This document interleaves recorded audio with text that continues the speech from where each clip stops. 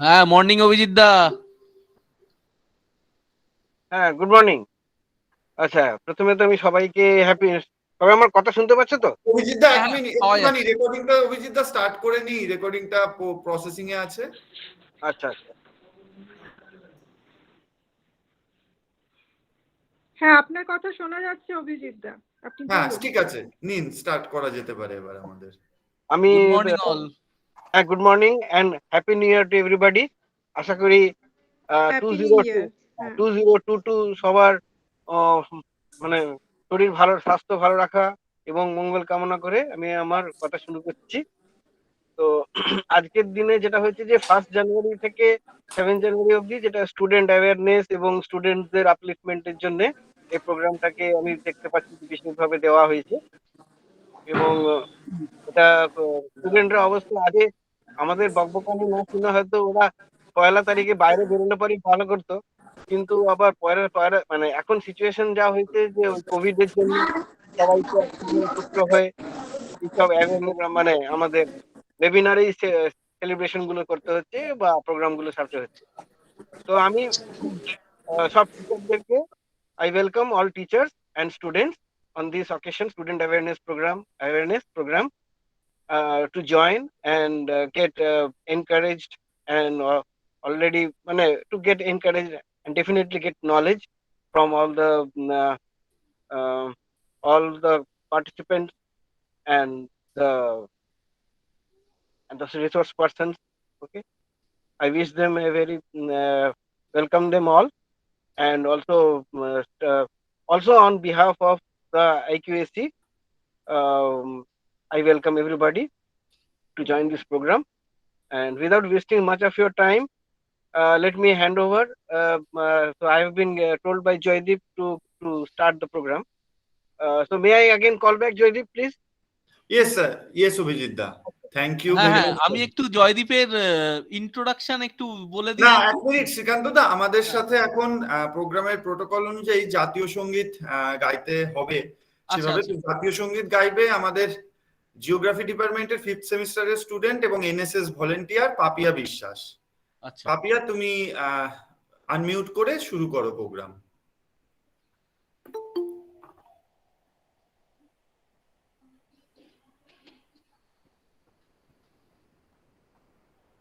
পাপিয়া, শুনতে পাচ্ছ?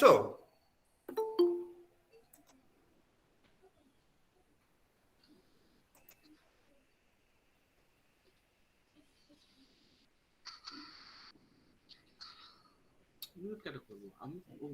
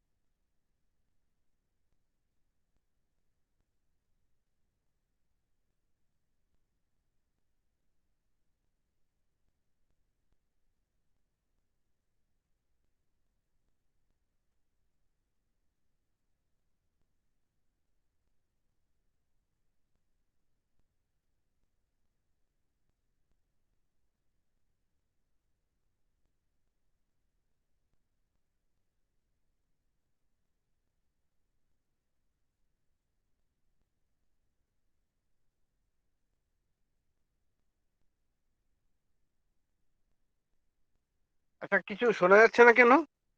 হ্যাঁ, স্টুডেন্টের সে তো বললো জয়েন করে গেছে, কিন্তু আমিও তো কিছু শুনতে পাচ্ছি না। হুম, ও আছে কি যে যাকে বলেছে? লাইনে আছে, আমি কন্ট্যাক্টও করলাম।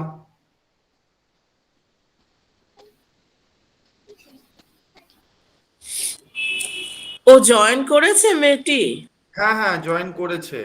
মানে ও করছে, আমরা শুনতে পাচ্ছি না, এরকম কিছু কি? কোনো টেকনিক্যাল ইস্যু কি কিছু?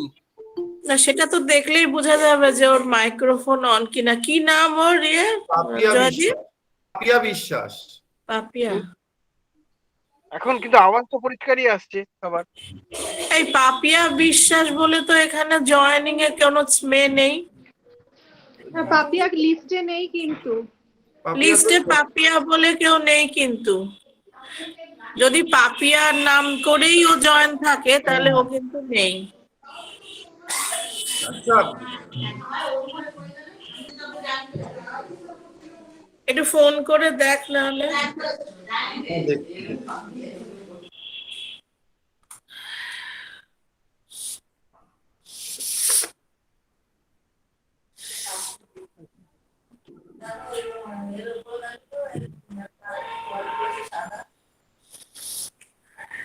পাপিয়া তুমি আছো লাইনে?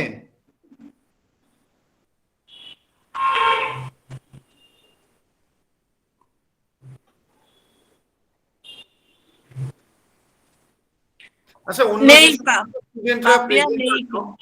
অন্য যে স্টুডেন্টরা প্রেজেন্ট আছো তারা যদি মানে তাদেরকে আমি ওয়েলকাম করছি, তারা নিজে থেকে এগিয়ে এসে প্রোগ্রামটা শুরু করতে পারো। জাতীয় সঙ্গীত গিয়ে প্রোগ্রামটা শুরু করতে হবে, তোমরা তো সবাই জানো, সে বিষয়ে কোনো প্রবলেম নেই। তোমরা নিজেরা ভলেন্টিয়ারিলি এগিয়ে এসে প্রোগ্রামটাকে স্টার্ট করতে সাহায্য করো, এটাই আমি তোমাদের কাছে অনুরোধ করব।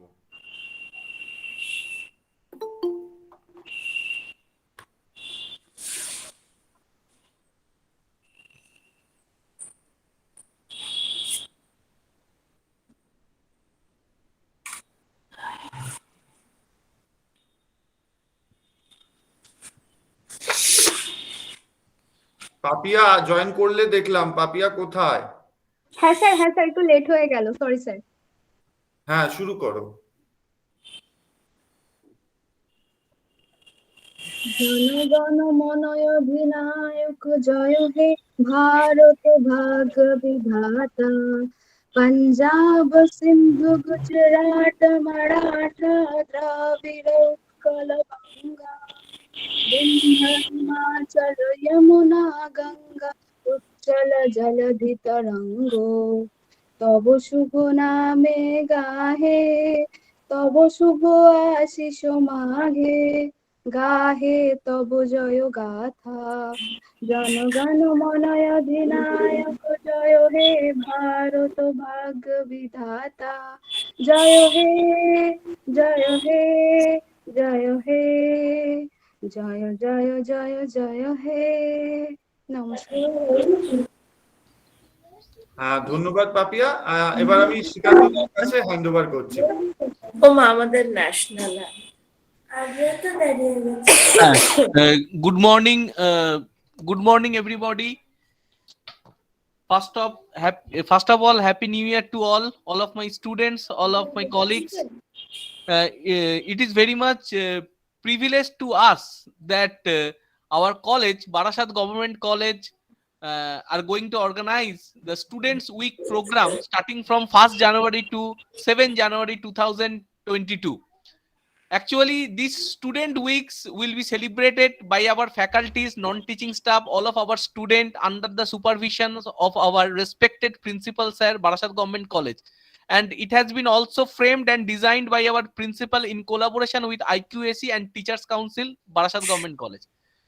I request our colleagues, Professor Joydeep Dey, Assistant Professor of Geography, Barasat Government College, who will deliver his lecture on career opportunities for undergraduate and postgraduate for general stream student.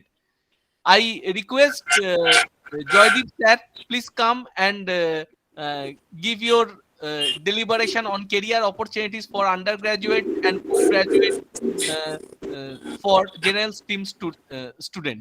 Thank you. Thank you Shrikant দা। তো অলরেডি আমাদের কিছুটা আজকে delay হয়ে গেছে programme start করতে, তো আমি তাই আর ফার্দার কোনো টাইম ওয়েস্ট না করে ডাইরেক্ট প্রোগ্রামের দিকেই চলে যাই। আমি ডাইরেক্ট আমার প্রেজেন্টেশন শুরু করার দিকেই চলে যাই।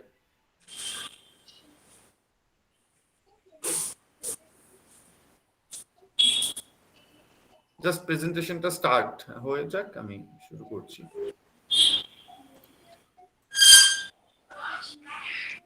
ওকে, তো তোমরা এখানে যে সমস্ত স্টুডেন্টরা আজকের এই প্রোগ্রামে জয়েন করেছো তাদেরকে প্রথমেই আমি ওয়ার্ম ওয়েলকাম জানাই এবং একটা very happy new year wish করছি। আমাদের কামিং ইয়ার খুব ভালো যাক, তোমাদের জীবনে সাফল্য আসুক, এই উইশ করেই আমি আজকের প্রোগ্রাম বা আমার প্রেজেন্টেশন শুরু করছি। তো আমার আজকের যা topic, career opportunities for graduates. In general যে কোনো স্ট্রিমের যে সমস্ত স্টুডেন্টরা আমাদের কলেজে পড়ে সবার জন্যই ভবিষ্যতের একটা দিশা দেখানো বা কোন পথে এগোলে তাদের ভবিষ্যৎ জীবনে জব মার্কেটে তাদের প্রেজেন্সটাকে আরো দৃঢ় করতে পারবে, সেই উদ্দেশ্য নিয়ে আজকে আমাদের এই প্রোগ্রামটা অর্গানাইজ করা হয়েছে। তো তোমাদের প্রথমেই যে বিষয়টা বলা দরকার যে তোমাদের প্রত্যেকেরই জীবনের লক্ষ্য থাকে জীবনে সুপ্রতিষ্ঠিত হওয়া, বা কলেজের এই যে কারিকুলাম বা কলেজের এই যে প্রোগ্রামগুলো, এই প্রোগ্রাম থেকে একটা ডিগ্রি অর্জন করা এবং সেখান থেকে কিছু নলেজ গ্যাদার করায় যেটাকে ভবিষ্যৎ জীবনে তোমাদের প্রতিষ্ঠিত হতে বা জব মার্কেটে তোমাদেরকে আরো দৃঢ়ভাবে দাঁড়াতে সাহায্য করবে। তো সেই পরিপ্রেক্ষিতে আমি বিএসসি এবং বিএ অনার্স জেনারেল যে সমস্ত স্ট্রিম আমাদের কলেজে পড়ানো হয় সবার জন্য একটা জেনারেলাইজড ওয়েতে প্রেজেন্টেশনটা তৈরি। তো প্রথমেই আমি বলবো যেটা কি কি প্রোগ্রাম আমাদের কলেজে অফার করা হয়। তোমরা হয়তো জানো, আবার যারা নতুন ভর্তি হয়েছে, আচ্ছা মাইক্রোফোনটা একটু অন আছে, ভীষণ নয়েজ আসছে আমার কাছে, কাইন্ডলি সবাই আনমিউট করে রাখেন তাহলে ভালো। হ্যাঁ, দেবশ্রী দিয়ে একটুখানি করে দাও। হ্যাঁ হ্যাঁ হ্যাঁ, সবারই মোটামুটি সরি ভুলে গেছিলাম, করে দিয়েছি। এখন সবারই করে দিচ্ছি। তো তোমরা যারা হয়তো সিনিয়র হয়ে গেছো তারা জানো কলেজে কি কি কোর্স পড়ানো হয় বা কি কি প্রোগ্রামস আছে। যারা নতুন জয়েন করেছো তাদের জন্য একটু ওভারভিউ দিতে চাই যে বিএসসি অনার্সে আমাদের কলেজে কোর্স অফার করা হয় physics, chemistry, mathematics, বটানি, zoology, geography and economics, এবং তার সাথে বিএসসি জেনারেল।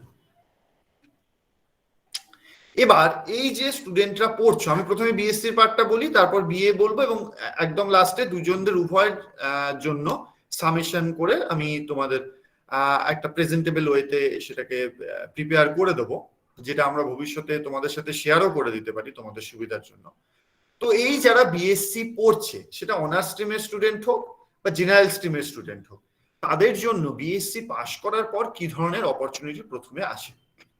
প্রথমে যদি যে সমস্ত পড়াশোনার বিষয়, তোমরা জানো যে গ্রাজুয়েশন কমপ্লিট করার পর তোমরা দু ধরনের অপশন, কেরিয়ার অপশন বেছে নিতে পারো। এক, হায়ার স্টাডি করে হায়ার স্টাডি রিলেটেড যে সমস্ত জব অপরচুনিটিস গুলো রয়েছে সেদিকে তোমরা যেতে পারো। অন্যদিকে তোমরা ডাইরেক্টলি বিএসসি বা গ্রাজুয়েশনের পর বেশ কিছু যেগুলো জবের অপরচুনিটি, যেগুলোর জন্য কোয়ালিফিকেশন বিএসসি বা গ্রাজুয়েট হলেই যথেষ্ট, সেই সমস্ত চাকরির দিকেও তোমরা এগিয়ে যেতে পারো। তো প্রথমে পড়াশোনার ক্ষেত্রে বা একাডেমিক ফিল্ডে যদি যেতে চাও, সেক্ষেত্রে সব থেকে ফার্স্ট এবং অবভিয়াস অপশন হচ্ছে এমএসসি। যে প্রত্যেক অনার্স স্টুডেন্ট যারা যে স্ট্রিমে বিএসসি করেছো বা গ্রাজুয়েশন করেছো সেই স্ট্রিমেই তাদের জন্য এমএসসি করার সুযোগ থাকছে। এছাড়া অনার্স জেনারেল, বিশেষত তবে জেনারেল স্টুডেন্টদের ক্ষেত্রে একটু চান্স পাওয়াটা ডিফিকাল্ট হয়, এক্ষেত্রে বিএড, ডিএলএড এই ধরনের টিচিং ওরিয়েন্টেড যে সমস্ত কোর্সগুলো রয়েছে বা ট্রেনিং প্রোগ্রামগুলো রয়েছে সেই দিকে তোমরা নিজেদেরকে মোটিভেট করতে পারো যদি স্কুল টিচিং এর দিকে তোমাদের ভবিষ্যৎ জীবনের লক্ষ্য থাকে। এছাড়া কোনো কোনো সাবজেক্টের ক্ষেত্রে M plan, master of planning এই ধরনের কোর্সের অপরচুনিটি থাকে। যেমন আমি পার্টিকুলারলি এটা জিওগ্রাফি স্টুডেন্টদের ক্ষেত্রে বলবো, মাস্টার অফ প্ল্যানিং কোর্সের সুযোগ সুবিধা তোমাদের ক্ষেত্রে থাকে। বিভিন্ন গভর্নমেন্ট এবং প্রাইভেট ইনস্টিটিউটে অল ওভার দ্য ইন্ডিয়া এই ধরনের কোর্সগুলো অফার করা হয়। তারপরে আসছে এমসিএ। এমসিএ বিশেষত আমাদের কলেজে যে সমস্ত কোর্সগুলো আছে তার মধ্যে ম্যাথামেটিক্সের স্টুডেন্টদের জন্য সব থেকে ভালো স্কোপ থাকে এমসিএ তে চান্স পাওয়ার ক্ষেত্রে। তো এই প্রথম এমএসসি, বিএড, এম প্ল্যান এবং এমসিএ চারটে হায়ার এডুকেশনের কথা আমি ফার্স্টে মেনশন করলাম। এরপরে ডাইরেক্ট তোমাদের যে জব অপরচুনিটি গুলো থাকছে বা জব রিলেটেড যে সমস্ত গভর্নমেন্ট এক্সামিনেশন গুলো হয়, যেগুলোতে শুধুমাত্র বিএসসি বা গ্রাজুয়েশনের যোগ্যতা নিয়ে তোমরা বসতে পারো বা এলিজিবিলিটি ক্রাইটেরিয়াতে গ্রাজুয়েশন থাকে, সেরকম কিছু এক্সামের জন্য তোমরা অপ্ট আউট করতে পারো। যেমন ইউপিএসসি, সেন্ট্রাল গভর্নমেন্টের এক্সামিনেশন, ডাব্লিউবিসিএস, ওয়েস্ট বেঙ্গল গভর্নমেন্টের examination, clerkship both West Bengal government এবং সেন্ট্রাল গভর্নমেন্টের এক্সামিনেশন, ব্যাংকিং এর এক্সামিনেশন যেটা আইবিপিএস বলা হয়, যেটা all over the India nationalized ব্যাংকগুলোর এমপ্লয়মেন্ট বা রিক্রুটমেন্টের জন্য যে সমস্ত এক্সামিনেশন হয়।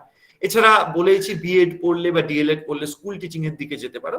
এছাড়া অন্যান্য যে সমস্ত ক্লারিক্যাল এক্সামিনেশন আছে, রেলওয়ে হতে পারে, সেটা পোস্ট অফিস হতে পারে, সেটা এলআইসি হতে পারে, এই ধরনের যেগুলোকে আমরা কম্বাইন্ড, এক কথায় সোজা কথায় তোমাদের কাছে সুপরিচিত টার্মে যদি বলতে যাই, কম্বাইন্ড এক্সামিনেশনের জন্য তোমরা প্রিপেয়ার্ড হতে পারো। এটা একটা ব্রড ওভারভিউ। এবার যারা এমএসসি পড়ছো, আমি প্রথমেই বলেছি বেশ কিছু ক্ষেত্রে এমএসসি বা মাস্টার্স থাকলে তোমাদের স্কোপ গুলো অনেকাংশে বেড়ে যায়। এরকমটা নয় যে বিএসসি পড়লে তোমরা কোনো স্কোপ পাবে না বা অপরচুনিটি পাবে না বিএসসি পরে যদি আর একাডেমিক কেরিয়ার কন্টিনিউ না করো, কিন্তু যদি এমএসসির দিকে তোমরা এগিয়ে যাও সেক্ষেত্রে তোমাদের কেরিয়ারের অপরচুনিটি গুলো অনেক প্রসারিত হয়। যেমন প্রথমেই বলি, এক্ষেত্রেও তোমরা বিএসসি পাশ করার পরে যেমন বিএড করতে পারো, ঠিক তেমন ভাবেই এমএসসি পাশ করার পরেও তোমরা বিএড এর অপশনটা চুজ করতে পারো এবং স্কুল টিচিং এর দিকে যেতে পারো। এছাড়া বিভিন্ন ফিল্ডের জন্য আমি পরবর্তী স্লাইডে সেটা দেখাবো, স্পেশালাইজ কোন সাবজেক্টের জন্য কোন ধরনের ফিল্ডটা চুজ করলে বেটার হয়, কিন্তু বেশ কিছু জেনারেল স্টাডির ব্যাপার রয়েছে যেগুলো একাধিক সাবজেক্ট থেকে তোমরা চয়েস করতে পারো।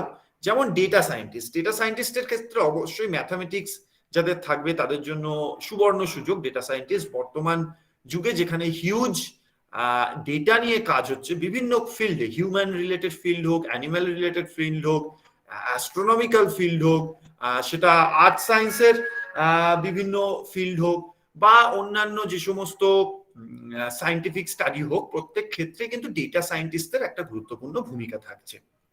তো ডেটা সায়েন্টিস্টের অপরচুনিটি ম্যাথামেটিক্স, ফিজিক্স, কেমিস্ট্রি বা অন্যান্য, এক্ষেত্রে এমএসসি থাকলে অনেক সাবজেক্ট থেকে, সায়েন্সের সাবজেক্ট থেকে ডেটা সায়েন্টিস্টের পজিশনের জন্য তোমরা কেরিয়ার চয়েস করতে পারো এবং এখানে হাই স্যালারির বর্তমানে প্যাকেজ অ্যাভেলেবেল ইন্ডিয়াতে এবং অ্যাব্রডে। জুনিয়র রিসার্চ ফেলোশিপ অর্থাৎ পিএইচডি করা বা পিএইচডি না করলেও বিভিন্ন রিসার্চ প্রজেক্টে জুনিয়র রিসার্চ ফেলো হিসেবে কাজ করার সুযোগ থাকছে এমএসসি পাস করার পর। রিসার্চ সায়েন্টিস্ট বিশেষত নেট সেট কোয়ালিফাই করার পর তোমরা রিসার্চ সায়েন্টিস্ট হওয়ার বিভিন্নভাবে সুযোগ পাবে। ম্যাথামেটিক্সের স্টুডেন্টদের জন্য ম্যাথামেটিক্স বা স্ট্যাটিস্টিক্স নিয়ে ফিউচার গড়ার সুযোগ থাকছে। যারা কেমিস্ট্রি নিয়ে পড়েছে তাদের জন্য biochemistry, food and drug inspector, chemical analyst, এই ধরনের স্কোপগুলো থাকছে। পিওর সায়েন্সের যারা স্টুডেন্ট এবং বায়োসায়েন্সের যারা স্টুডেন্ট তাদের জন্য এনভায়রনমেন্টাল ম্যানেজমেন্ট অ্যান্ড কনজারভেশন, এই জাতীয় বিভিন্ন কোর্সগুলোতেও ভর্তি হওয়ার চান্স থাকছে এবং সেখান থেকে কেরিয়ার অপরচুনিটিও পাচ্ছ। ফরেস্ট রিসার্চ ইনস্টিটিউট ইন্ডিয়ার, সেখানে কিন্তু এই ধরনের এনভায়রনমেন্ট রিলেটেড বিভিন্ন কোর্স অফার করা হয় এবং সেখান থেকে ডাইরেক্ট ক্যাম্পাস রিক্রুটমেন্ট বা এবং বিভিন্ন গভর্নমেন্ট সেক্টরে জবও সেখান থেকে পাওয়া যায়। লাইব্রেরিয়ানশিপ, লাইব্রেরিয়ান হতে গেলে গ্রাজুয়েশন ডিগ্রি থাকলেই হয়। সেখান থেকে মাস্টার অফ লাইব্রেরি সায়েন্স করলে লাইব্রেরিয়ানশিপের যে সমস্ত চাকরি গভর্নমেন্ট এবং প্রাইভেট লাইব্রেরিজ গুলোতে, স্কুলের লাইব্রেরি, কলেজের লাইব্রেরি, সেখানে তোমরা তার জন্য তোমরা অ্যাপ্লাই করতে পারো। ফুড সায়েন্টিস্ট মূলত কেমিস্ট্রি থেকেই যায়, এছাড়া ফুড অ্যান্ড নিউট্রিশন যদিও আমাদের কলেজে নেই, এই সমস্ত সাবজেক্ট থেকে ফুড সায়েন্টিস্টের জন্য অ্যাপ্লাই করা যেতে পারে। কার্টোগ্রাফার অ্যান্ড ডেমোগ্রাফার তার পরবর্তী স্টেপে। কার্টোগ্রাফার মূলত জিওগ্রাফি স্টুডেন্টদের জন্য এই অপরচুনিটিটা বেশি থাকে কার্টোগ্রাফারে, আর ডেমোগ্রাফারটা বোথ আমি বলবো ম্যাথামেটিক্স এর স্টুডেন্ট এবং জিওগ্রাফি স্টুডেন্ট, এদের জন্য ডেমোগ্রাফার এর হিসেবে নিজেদের ভবিষ্যৎকে প্রতিষ্ঠিত করার সুযোগ থাকছে। ডেমোগ্রাফি রিলেটেড বিভিন্ন course IIPS, international institute of population studies, যেটা মুম্বাইয়ে অবস্থিত, সেখান থেকে বিভিন্ন ধরনের কোর্স করা হয়। এবং কার্টোগ্রাফির কোর্স ওয়েস্ট বেঙ্গল এবং ওয়েস্ট বেঙ্গলের বাইরে বিভিন্ন government, non government, private institute থেকে অফার করা হয় এবং সব থেকে ব্রাইট অপরচুনিটি থাকে যদি Indian institute of remote sensing, যেটা দেহরাদুনে অবস্থিত, তাদের বিভিন্ন ধরনের ডিপ্লোমা, ডিগ্রি কোর্স থাকে। শুধুমাত্র জিওগ্রাফি না, সায়েন্সের অন্যান্য স্ট্রিমের স্টুডেন্টরাও, ম্যাথামেটিক্স, ফিজিক্স, পার্টিকুলারলি এই দুটো স্ট্রিমের স্টুডেন্টদের জন্য গোল্ডেন অপরচুনিটি থাকে। যদি একবার IIRS এ যে কোনো কোর্সে ভর্তি হতে পারো তাহলে বলা যায় তোমাদের কেরিয়ার সেটেল হয়ে যাবে। ইন্ডিয়া এবং অ্যাব্রডে যে সমস্ত জব অপরচুনিটিস গুলো থাকে কার্টোগ্রাফারদের জন্য, ইন্ডিয়ান কার্টোগ্রাফারদের জন্য, তার মধ্যে IIRS হচ্ছে প্রিমিয়ার ইনস্টিটিউট, সব থেকে ভালো। নাসার আন্ডারে এটা একদম ডাইরেক্টলি কাজ করে। সরি, নাসা না, ইসরো, মানে নাসার সমতুল্য ইন্ডিয়াতে। নাসার সাথে টাই আপও কিছু কিছু ক্ষেত্রে থাকতে পারে, কিন্তু ইসরোর আন্ডারে directly ministry of speech, India গভর্নমেন্টের যেটা, তার আন্ডারে ডাইরেক্টলি এরা কাজ করে থাকে। এছাড়া জিওফিজিসিস্ট এবং বায়োফিজিসিস্টের জবের অপরচুনিটি আছে। ফিজিক্সের স্টুডেন্টদের জন্য ফরেন্সিক এক্সপার্ট, এখানে কেমিস্ট্রি স্টুডেন্টদের বিশেষ ভূমিকা রয়েছে, স্পেস সায়েন্টিস্ট, ফিজিক্সের স্টুডেন্টদের জন্য ভূমিকা থাকছে, গোল্ডেন অপরচুনিটি, স্ট্যাটিস্টিশিয়ান, ম্যাথামেটিক্সের স্টুডেন্ট, ফিজিক্সের স্টুডেন্টদের জন্য স্ট্যাটিস্টিশিয়ানের জব অপরচুনিটি বা কেরিয়ার প্রসপেক্ট রয়েছে। ফার্মাসিস্টের জন্য কিন্তু বায়োসায়েন্স, পিওর সায়েন্স সমস্ত স্ট্রিমের স্টুডেন্টরাই ফার্মাসির যে কোনো কোর্স করে ফার্মাসিস্টের জন্য অ্যাপ্লাই করতে পারে। মাইক্রোবায়োলজিস্ট মূলত জুলজির স্টুডেন্টদের ক্ষেত্রে অপরচুনিটি থাকছে। ল্যাবরেটরি টেকনিশিয়ান কিন্তু সায়েন্সের যত স্ট্রিম রয়েছে প্রত্যেকটা স্ট্রিমেরই ল্যাবরেটরি বেসড কিছু না কিছু ওয়ার্ক থাকে, কেননা সায়েন্স সাবজেক্ট মানে ল্যাব বেসড বা প্র্যাকটিক্যাল বেসড সাবজেক্ট। তো সেক্ষেত্রে দেখতে গেলে প্রত্যেকটা স্ট্রিমের স্টুডেন্টদের জন্য ল্যাবরেটরি টেকনিশিয়ানের কিন্তু জব অপরচুনিটি রয়েছে। স্কুল টিচিং আমি প্রথমেই বলেছি, অ্যাসিস্ট্যান্ট প্রফেসর, এমএসসি করে যদি নেট সেট কোয়ালিফাই করতে পারো এবং তার পরবর্তী ক্ষেত্রে যদি পিএইচডির জন্য তোমরা অ্যাপ্লাই করো বা পিএইচডি তে সিলেক্টেড হও, বর্তমান পরিস্থিতিতে বা বর্তমান যে সমস্ত গাইডলাইন্স রয়েছে তাতে নেট সেট কোয়ালিফাই করলেই তোমরা অ্যাসিস্ট্যান্ট প্রফেসরের জবের জন্য অ্যাপ্লাই করতে পারবে। হেলথ কেয়ার অ্যাসিস্ট্যান্টস, বিভিন্ন ধরনের হেলথ কেয়ার অ্যাসিস্ট্যান্টের প্রয়োজন হয়। বর্তমান যুগে যেহেতু মেকানাইজেশন বাড়ছে হেলথ কেয়ার সাপোর্টে, বিভিন্ন ধরনের হেলথ কেয়ার অ্যাসিস্ট্যান্টের প্রয়োজন হয়।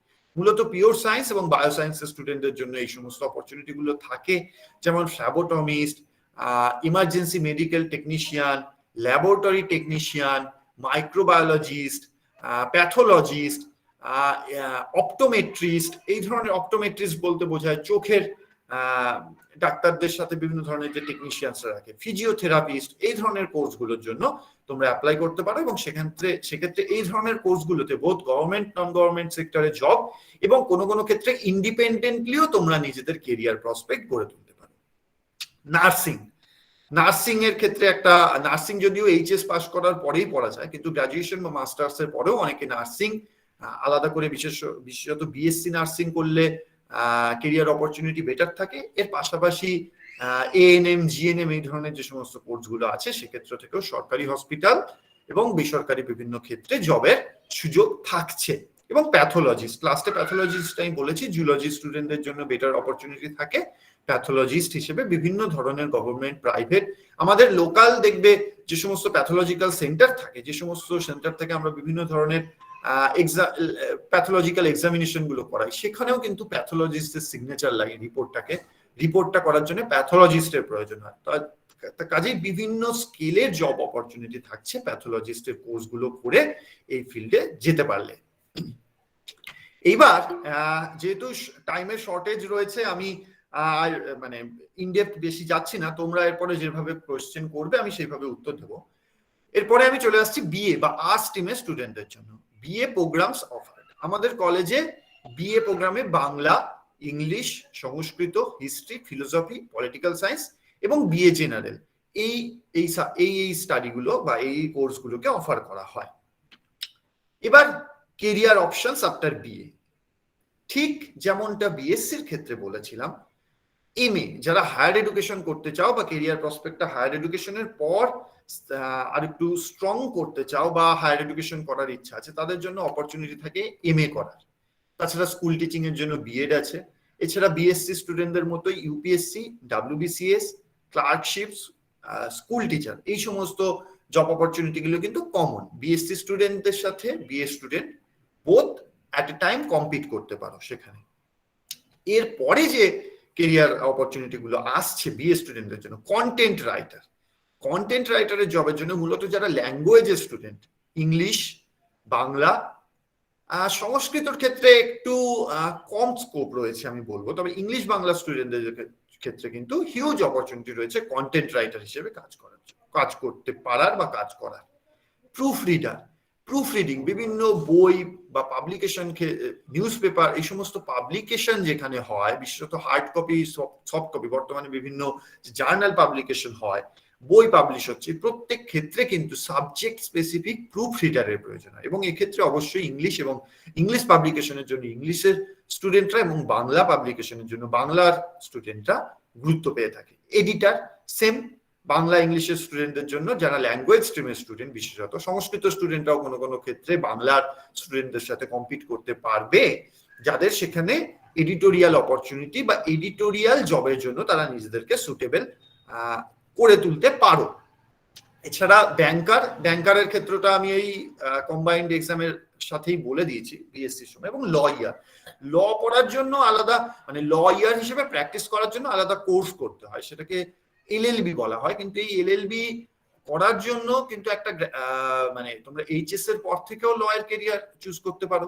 আবার বিএ কোর্স করার পরেও তোমরা বিএ, বিএসসি, বিকম অর্থাৎ গ্রাজুয়েশন লেভেলের কোর্স করার পরেও তোমরা যদি এলএলবি কোর্স করো, সেক্ষেত্রে তোমাদের ল ইয়ার হিসেবে গভর্নমেন্টের সাথে টাই আপে এবং ইন্ডিপেন্ডেন্টলি কাজ করার, উভয় ক্ষেত্রেই কাজ করার বেশ কিছু সুযোগ থাকছে। এবার চলে আসি যারা এমএ পড়ছো। গ্রাজুয়েশন গেল, গ্রাজুয়েশনের পরে যারা হায়ার স্টাডি অপ্ট আউট করছো তাদের জন্য থাকছে এমএ কোর্স। এমএ কোর্স পড়ার জন্য পড়ার পরেও ঠিক যেমনটা বিএসসির ক্ষেত্রে বলেছি, বিএড এর অপরচুনিটিটাও তোমাদের ক্ষেত্রে সমানভাবেই থাকছে। মানে বিএড কোর্সটাকেও তোমরা এমএ করার পর চুজ করতে পারো এবং তারপরে স্কুল টিচিং এর দিকে তোমরা তোমাদের নিজেদের কেরিয়ারকে এগিয়ে নিয়ে যেতে পারো। এছাড়া আসছে আর্কিওলজিস্ট। আর্কিওলজিস্টের জব মূলত হিস্ট্রি স্টুডেন্টদের জন্য প্রেফারেবল। মিউজিয়াম কিউরেটর, আর্কাইভিস্ট, এই প্রথম তিনটে ক্ষেত্র, আর্কিওলজিস্ট, মিউজিয়াম কিউরেটর এবং আর্কাইভিস্ট, এই তিনটে জবই কিন্তু এই তিনটে জবই কিন্তু মূলত হিস্ট্রি এবং আর্কিওলজি যদিও আমাদের কলেজে অফার করা হয় না, কিন্তু হিস্ট্রিতে গ্রাজুয়েশন করে তোমরা আর্কিওলজিতে এমএ পড়তে পারো এবং সেক্ষেত্রে পরবর্তী ক্ষেত্রে আর্কিওলজিস্ট হিসেবে জব পাওয়ার গোল্ডেন অপরচুনিটি থাকে। তাছাড়াও হিস্ট্রিতে যদি তোমরা মাস্টার্স করো, সেক্ষেত্রে আর্কিওলজিস্ট, মিউজিয়াম কিউরেটর, আর্কাইভিস্ট এই ধরনের জব অপরচুনিটি গুলো তোমাদের কাছে।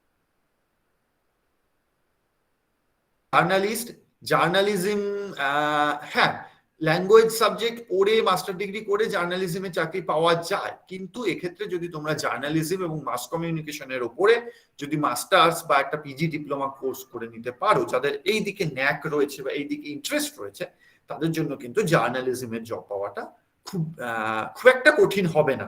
কেননা বর্তমানে তোমরা দেখছো নিউজের মানে news medium, both print medium এবং ইলেকট্রনিক মিডিয়াম হিউজ অ্যামাউন্টে বেড়ে গেছে। আগে যদি হাতে গোনা কয়েকটা নিউজ পেপার এবং নিউজ চ্যানেল থাকতো, এখন সেখানে অজস্র নিউজ চ্যানেল, নিউজ পেপার এবং বিভিন্ন ধরনের পাবলিকেশন, জার্নালিস্ট যেগুলো ইউটিউব চ্যানেলস রয়েছে, বিভিন্ন ধরনের চ্যানেলের মধ্যে দিয়ে ছোট বড় বিভিন্ন পাবলিকেশন হাউসে কিন্তু জার্নালিস্টের হিউজ ডিমান্ড রয়েছে। লাইব্রেরিয়ানশিপ, আগের বিএসসির ক্ষেত্রে যেমন বলেছি, এক্ষেত্রেও তোমরা যদি বিএ বা এমএ করার পর ব্যাচেলর অফ লাইব্রেরি সায়েন্সের একটা কোর্স করে বা মাস্টার অফ লাইব্রেরি সায়েন্সের একটা কোর্স করে নিতে পারো। এটা ডিস্টেন্স এবং রেগুলার মোড উভয়ই কিন্তু লাইব্রেরি সায়েন্সের কোর্স করানো হয়। এই ধরনের একটা কোর্স যদি করে নিতে পারো, সেক্ষেত্রে কিন্তু তোমাদের কেরিয়ার অপরচুনিটি থাকবে লাইব্রেরিয়ান হিসেবে বিভিন্ন গভর্নমেন্ট এবং প্রাইভেট লাইব্রেরিতে জব করা। তারপরে আসছে লয়ারের ক্ষেত্রটা আমি আগেই বলে দিয়েছি, আর রিপিট করছি না। ফরেন ল্যাঙ্গুয়েজ এক্সপার্ট বিশেষত ইংলিশের স্টুডেন্ট যারা, তার সাথে বাংলা সংস্কৃত যারা ল্যাঙ্গুয়েজ স্টুডেন্ট, তারা যদি ফরেন ল্যাঙ্গুয়েজের উপর ছোটখাটো কোনো পিজি ডিপ্লোমা বা ডিপ্লোমা কোর্স করতে পারো, স্প্যানিশ, তারপরে জার্মান, ফ্রেঞ্চ, এই ধরনের যে ফরেন ল্যাঙ্গুয়েজ গুলো রয়েছে, তাহলে কিন্তু ফরেন ল্যাঙ্গুয়েজ এক্সপার্ট হিসেবে তোমাদের গোল্ডেন জব অপরচুনিটি থাকবে। এই ধরনের কোর্সগুলো ব্রিটিশ কাউন্সিলে করানো হয়, জার্মান কনসুলেট থেকে করানো হয়, গোলপার্ক রামকৃষ্ণ মিশনে করানো হয়, ক্যালকাটা ইউনিভার্সিটিতে এই ধরনের বিভিন্ন ডিপ্লোমা কোর্স রয়েছে ফরেন ল্যাঙ্গুয়েজের উপর। বিভিন্ন ইউনিভার্সিটিতে, বিশ্বভারতীতেও সম্ভবত রয়েছে, বিভিন্ন ইউনিভার্সিটিতে এই ধরনের ডিপ্লোমা কোর্স রয়েছে, যে কোর্সগুলো তোমরা করলে ফরেন ল্যাঙ্গুয়েজ এক্সপার্ট বা দোভাষীর কাজ করতে পারবে। কেননা এখন জানো গ্লোবালাইজেশনের সময় পৃথিবীর বিভিন্ন দেশ থেকে আমাদের দেশে মানুষজন আসেন এবং আমাদের দেশ থেকে পৃথিবীর বিভিন্ন দেশে মানুষজন যান। তো তাদের এই ল্যাঙ্গুয়েজের ব্যারিয়ারটাকে দূর করার জন্য এই ধরনের ফরেন ল্যাঙ্গুয়েজ এক্সপার্ট বা দোভাষীদের কিন্তু গুরুত্বপূর্ণ ভূমিকা রয়েছে। এবং human right expert, human rights, মানবাধিকার নিয়ে বর্তমানে বিভিন্ন ক্ষেত্রেই চর্চা হচ্ছে। মানবাধিকারের বিভিন্ন ক্ষেত্রে আইনের বিভিন্ন ধারার যেমন প্রয়োজনীয়তা রয়েছে, তেমন সংবিধান জানারও যথেষ্ট পরিমাণে প্রয়োজনীয়তা রয়েছে। তো সেদিক থেকে পলিটিক্যাল সায়েন্স এর যে সমস্ত স্টুডেন্টরা রয়েছে তাদের ক্ষেত্রে হিউম্যান রাইট এক্সপার্ট হিসেবে কাজ করার জন্য কিন্তু অপরচুনিটি রয়েছে। তো আমি এতক্ষণ স্ট্রিম ওয়াইজ আমাদের কলেজে যে সমস্ত স্ট্রিমগুলো অফার করা হয়, বিএ এবং বিএসসি এবং এমএ এমএসসির ক্ষেত্রে তাদের একটা স্ট্রিম ওয়াইজ বললাম। এখন আমি যে স্লাইডটা দেখাচ্ছি এই স্লাইডটাতে মূলত সমস্ত জব অপরচুনিটি এতক্ষণ আমি যেগুলো বলেছি, কোন কোর্সের পর কিছুটা কোনটা করলে বেটার হবে বা কোন কোর্সের পর কি ধরনের কোর্স করলে তোমাদের কেরিয়ার অপরচুনিটি গুলো বাড়তে পারে, সেই বিষয়টাকে একটা সংক্ষেপে একটা স্লাইডের মধ্যে দিয়ে আমি এখানে তুলে ধরেছি, যাতে তোমাদের দেখে এক ঝলকে তোমরা বুঝতে পারো যে কি ধরনের জবের জন্য কি ধরনের কোয়ালিফিকেশন প্রয়োজন, বা তোমরা কতটা পরিমাণে কোন স্ট্রিমে পড়াশোনা করলে বা কি ধরনের একাডেমিক কেরিয়ার গড়ে তুললে কি ধরনের জবের জন্য তোমরা সুটেবলি নিজেদেরকে প্রমাণ করতে পারবে। তো এই স্লাইডটার মধ্যে দিয়ে দেখো সমস্ত job opportunity, BA MA BSc MSc চারটে কোর্স করলে কি ধরনের পরবর্তীকালে হায়ার স্টাডিজে যাওয়া যেতে পারে বা কি ধরনের জব অপরচুনিটি তোমাদের কাছে থাকছে সেই জিনিসটাকে তুলে ধরা হয়েছে। তো আমি এতক্ষণ স্ট্রিম ওয়াইজ এই জিনিসগুলোকে এক্সপ্লেন অলরেডি করে দিয়েছি। তো আমি তোমাদেরকে যেটা রিকোয়েস্ট করব সেটা হচ্ছে যে তোমরা নিজেরা এইটা থেকে দেখে তোমাদের কোনো কোয়ারিজ থাকলে তোমরা সেটা আমাকে বলো, সেটা বোধহয় আমার জন্য বেটার হবে তোমাদের, কারণ এই চার্টটাতে সমস্তটাই সাম আপ করা আছে। এইটা দেখে যদি তোমাদের কিছু কোয়ারিজ থাকে, কোনো প্রশ্ন থাকে, তোমাদের কোনো পার্টিকুলার কোর্স বা পার্টিকুলার কোনো জায়গাটা বুঝতে পারছো না, জানতে ইচ্ছা হয়, তাহলে আমাকে বলো, আমি সেই মতো তোমাদেরকে রেসপন্স করছি।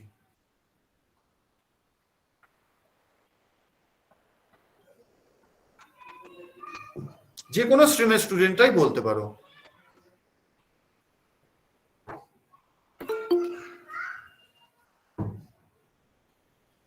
এক সেকেন্ড, কেউ বোধহয় জয়েন হতে চাইছে, আমি একটু জয়েনটা করিয়ে নিই। ও স্যার,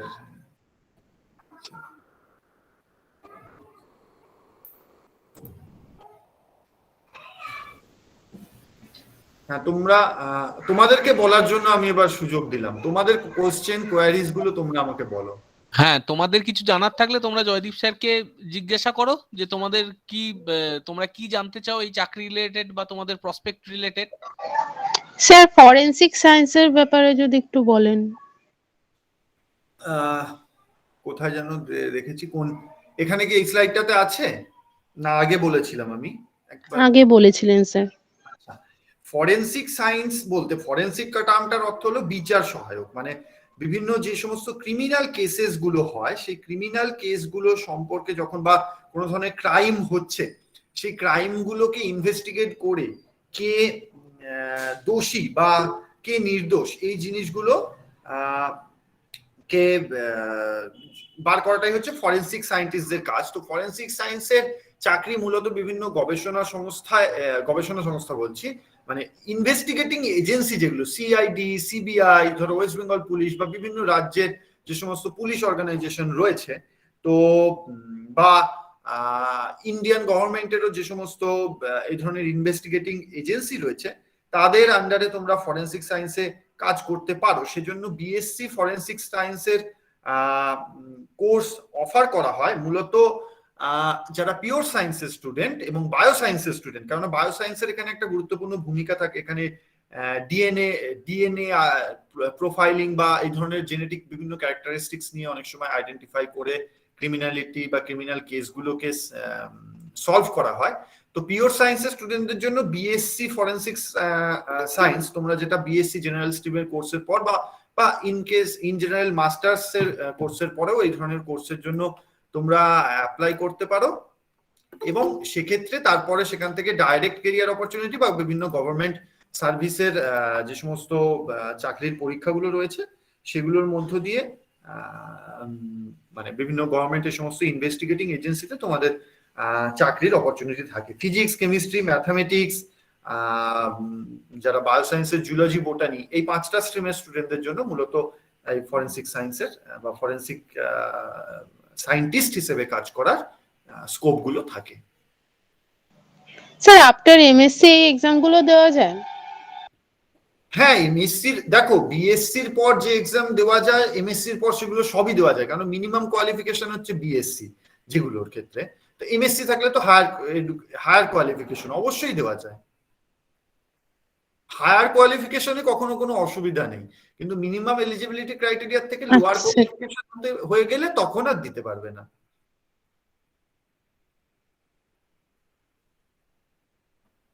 স্যার কি কি এক্সাম হয় নামগুলো? কিসের জানতে চাইছো বলো? Forensic science. ফরেনসিক সায়েন্সের এক্সাম হয় বলতে দেখো, ফরেনসিক সায়েন্সের জন্য তোমাদের আলাদা ফরেনসিকের কোর্স করতে হবে, যেটাকে বিএসসি ফরেনসিক সায়েন্স বলা হয়।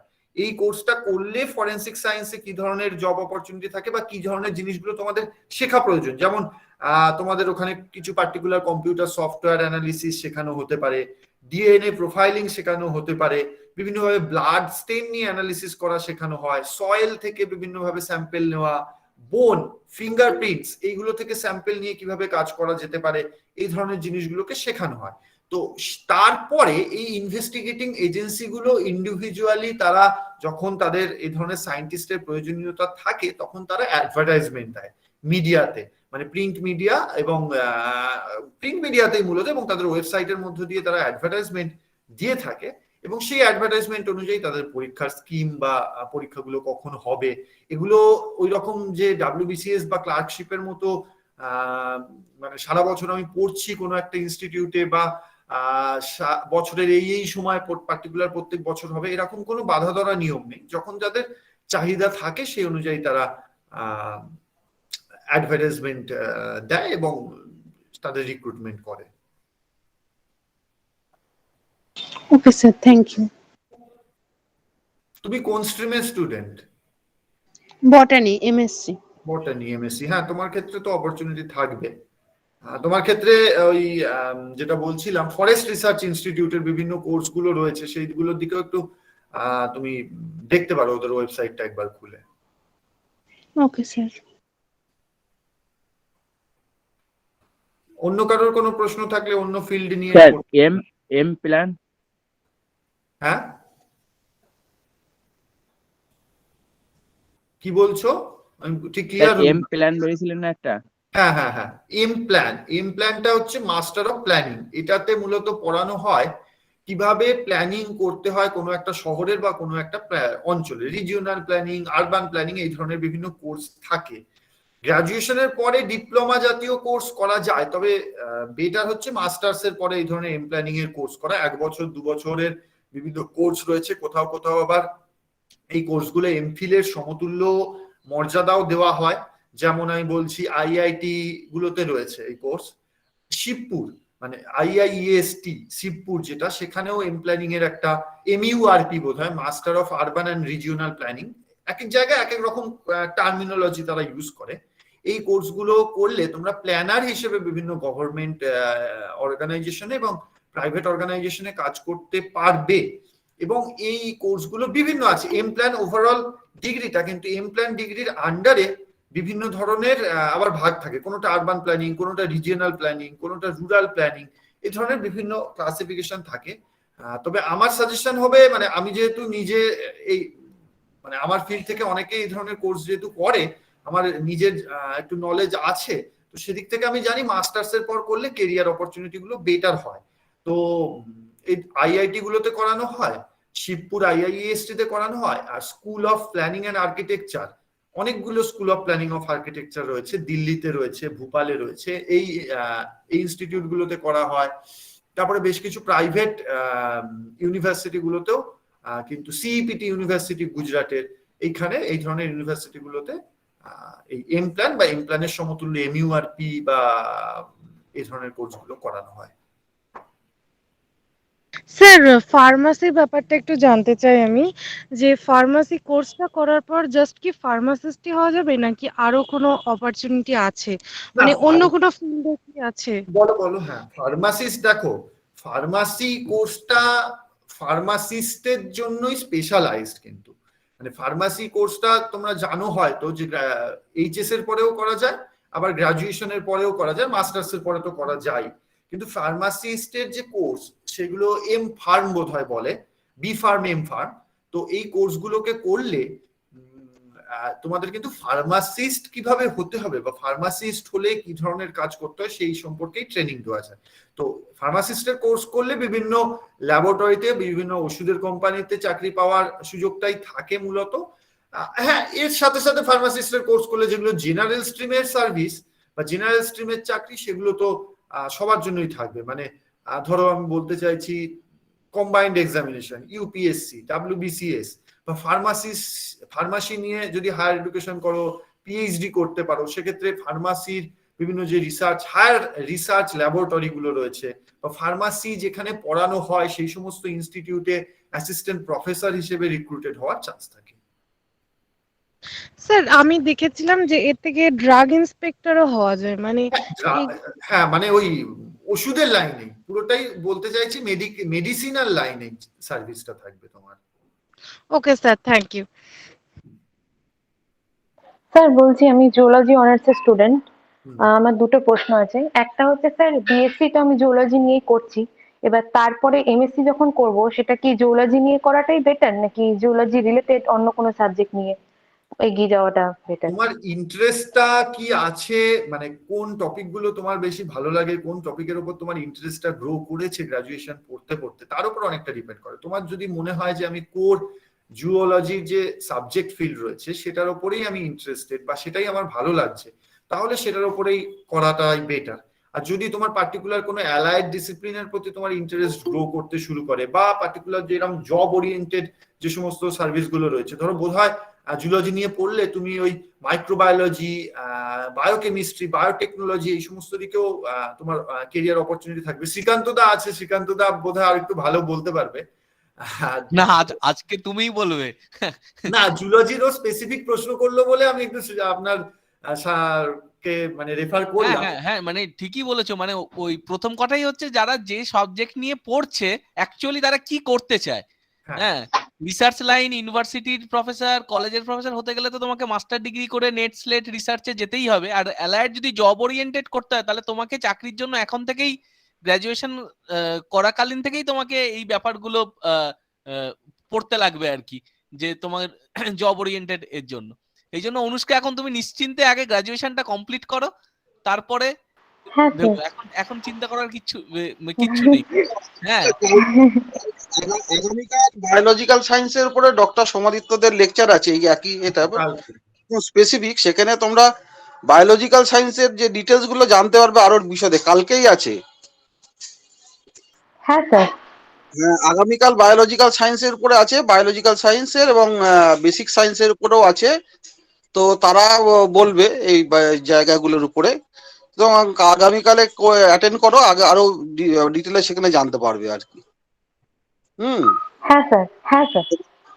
সোমাদিত্য স্যারের আছে বায়োলজিক্যাল সায়েন্সের উপরে, আর সুদীপ স্যারের আছে বেসিক সায়েন্স এবং ফিজিক্স, কেমিস্ট্রি, ম্যাথের উপরে। সেখান থেকে আরো তোমরা আজকে বোধহয় আমরা অনেকটা টাইম লিমিট পার হয়ে গেছি। হ্যাঁ, আমাদের একটু শুরু করতেও আজকে দেরি হয়েছে। তো তোমাদের যদি স্পেসিফিক কোনো কোয়েশ্চেন থাকে বলো, না হলে আমি আর একটা স্লাইড আছে, একটু তোমাদের কিছু অ্যাডভাইস দিয়ে আমি কনক্লুড করে দেবো। স্পেসিফিক আর যদি কারোর কিছু প্রশ্ন থাকে তাহলে বলো। নমস্কার স্যার। হ্যাঁ বলো।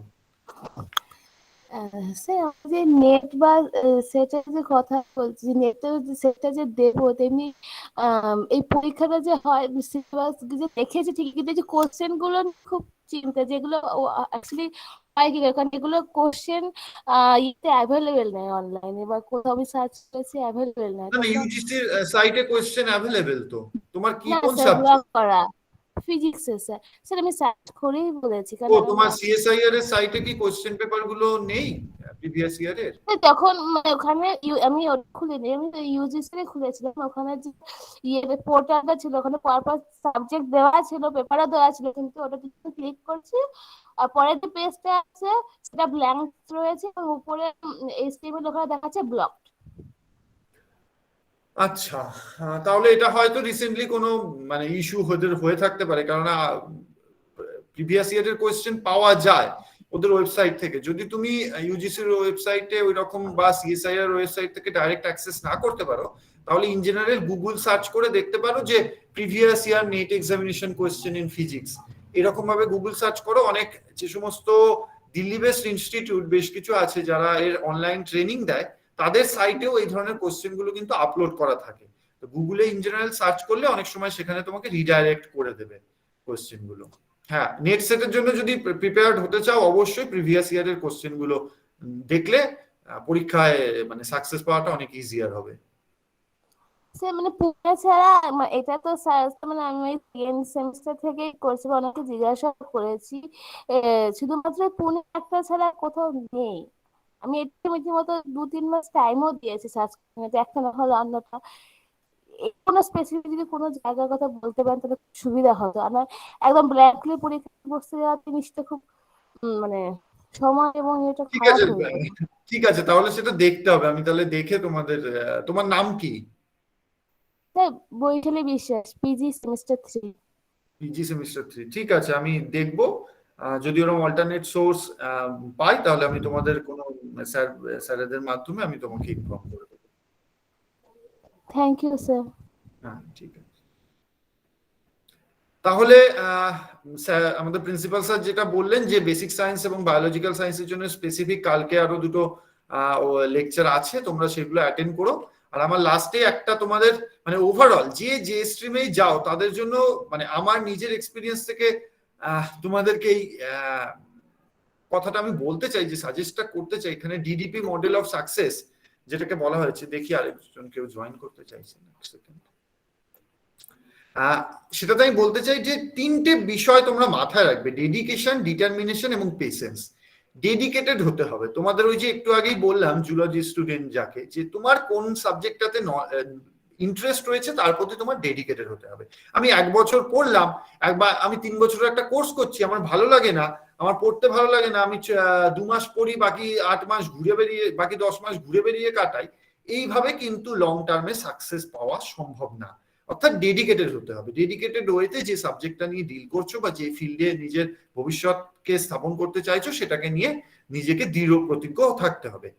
তার জন্য এই সেকেন্ড স্টেপ আসছে ডিটারমিনেশন। ডিটারমাইন্ড হতে হবে, ডেডিকেটেড যেমন হতে হবে তার সাথে ডিটারমাইন্ড হতে হবে, যে আমি এই কাজটা ঠিক করব বলে ঠিক করেছি, আমি নেট দেবো বলে ঠিক করেছি, একবারে হলো না, দুবারে হলো না, আমি কিন্তু আমি ডিটারমাইন্ড যে নেটের জন্যই আমি পড়াশোনা করব, কি আমি WBCS এর জন্য পড়াশোনা করব ঠিক করেছি, কি আমি ইউপিএসসির জন্য, বা এনিথিং, যেটাই তোমার লাইফের গোল হোক সেটার জন্য তোমাদের ডিটারমাইন্ড হতে হবে এবং ধৈর্য রাখতে হবে। অর্থাৎ পেশেন্স, ডেডিকেশন, ডিটারমিনেশন এবং পেশেন্স।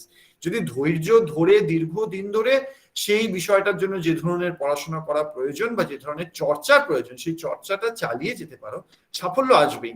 একই সঙ্গে পড়ছো, তোমার বন্ধুর হয়তো 1 বছরে একটা পরীক্ষা ক্র্যাক করে ফেললো, তোমার 3 বছর লাগতে পারে, কিন্তু ওই অন্য একজন দেখে অন্য একজন 1 বছরে সাকসেস পেয়ে গেছে, আমি কেন 1 বছরে পেলাম না, এইটা ভেবে যদি হতাশাগ্রস্ত হয়ে পড়ো বা ধৈর্য না রাখতে পেরে আরেকটা ফিল্ড চেঞ্জ করে 1 বছর পড়লে, সেটাতে 1 বছরে সাকসেস এলো না, আরেকটা ফিল্ড চেঞ্জ করে আরেক বছর পড়লে, এইভাবে করলে কিন্তু কোনোটাতেই সাকসেস আসাটা খুব একটা সহজ হয় না। সেক্ষেত্রে আমি বলবো যেটা তোমাদের টার্গেট, একটা বা দুটো ফিল্ড সিলেক্ট করে সেই ওয়েতে, মোস্ট প্রবাবলি এটা গ্রাজুয়েশনের পরেই করাটা বেটার, সেই ফিল্ড ওরিয়েন্টেড পড়াশোনা করো এবং সেই ফিল্ডে প্রসপার করার জন্য যে ধরনের গাইডেন্সের প্রয়োজন হয় বা যে ধরনের নলেজ গ্যাদারিং এর প্রয়োজন হয় সেই জিনিসগুলো ফলো করতে থাকো, সাকসেস ঠিকই আসবে। হতাশ হয়ে পড়ার কোনো কারণ নেই। ডেডিকেশন, ডিটারমিনেশন এবং পেশেন্স থাকলে সাকসেস ঠিকই আসবে।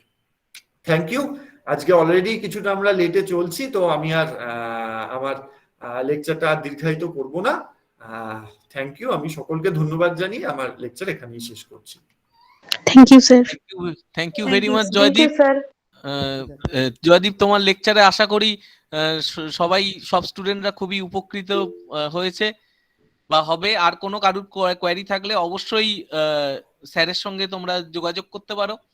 নাও I would request our next madam, Professor Devasri Datta, Assistant Professor of Philosophy, Barasat Government College, who will deliver on the topic that is different types of government scholarship for students in colleges and universities, nature, eligibility, criteria and benefit. আমি দেবশ্রী ম্যাডামকে বলছি যে please now the stage is yours. Madam please. হ্যাঁ, দেবশ্রী দি।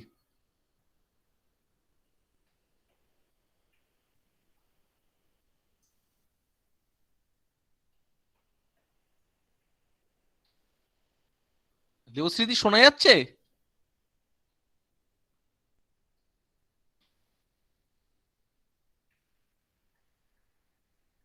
দেবশ্রীদির মাইক্রোফোনটা mute আছে মনে হচ্ছে।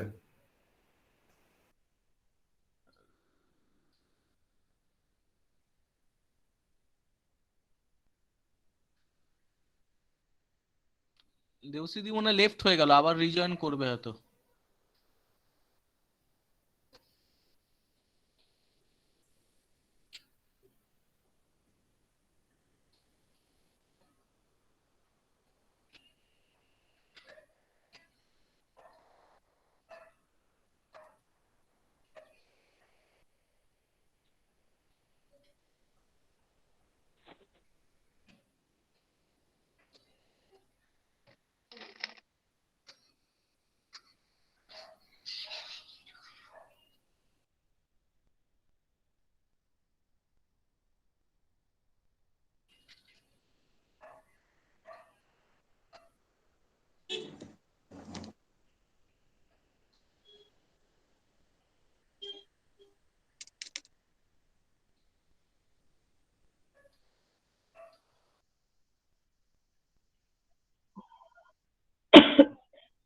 শোনা যাচ্ছে আমার কথা? হ্যাঁ শোনা যাচ্ছে, শোনা যাচ্ছে। আচ্ছা, আমি লিভ করে যাচ্ছিলাম। হ্যাঁ শোনা যাচ্ছে এখন। শুভ নববর্ষ। আমার শরীরটা ভালো নেই, নাকি নাকি শোনাবে, বুঝতে পারা যাবে কিনা জানি না। যাই হোক, নিউ ইয়ার জানাই। আর শ্রদ্ধেয় প্রিন্সিপাল স্যার, আমার কলিগরা এবং আমার আদরের ছাত্রছাত্রীরা, আমি আজকে তোমাদের স্কলারশিপ নিয়ে কিছু কথা বলবো। তোমরা তো সকলেই জানো স্কলারশিপ অ্যাপ্লাই করছো, পাচ্ছো অনেকদিন ধরেই। তো সেটা নতুন নয়, কিন্তু তা সত্ত্বেও কিছু ভুলভ্রান্তি হয়। যারা নতুন ভর্তি হচ্ছে তাদের কিছু জানার থাকে, কিছু কোয়ারিজ থাকে। তো সেগুলো এইটুকু সময়ের মধ্যে সেগুলো ক্লিয়ার করা সম্ভব নয় ঠিকই, কিন্তু সেগুলোর জন্য তো আমরা আছি, ওয়েবসাইট আছে সবকিছু ক্লিয়ারলি জানার জন্য। তো কিন্তু আমি একটু কয়েকটা স্কলারশিপ যেগুলো আমাদের কলেজ থেকে, মানে বিশেষ করে সরকারি যে স্কলারশিপ গুলো যেগুলো আমাদের কলেজে তোমরা জমা দাও এবং ভেরিফিকেশন HOI থেকে হয়, আমরা করি, সেই ধরনের গুলোর কি করা হয় বা কি ধরনের মেনলি ন্যূনতম যে যোগ্যতা, এলিজিবিলিটি কি বা বেনিফিট কি, এই ব্যাপারগুলো নিয়ে আমি একটা পিপিটি করেছি খুব অল্প সময়ের মধ্যে। একটুখানি তোমাদের কাছে বলছি, আর কিছু জিনিস হয়তো পিপিটিতে নেই, দু একটা কথা জরুরি যেগুলো আমি তোমাদের কাছে শেয়ার করব, ঠিক আছে? 1 মিনিট।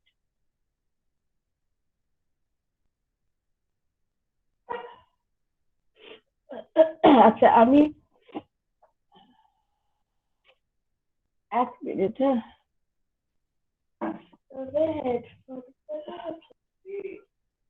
এখানে ডিস্টার্ব করো না মা।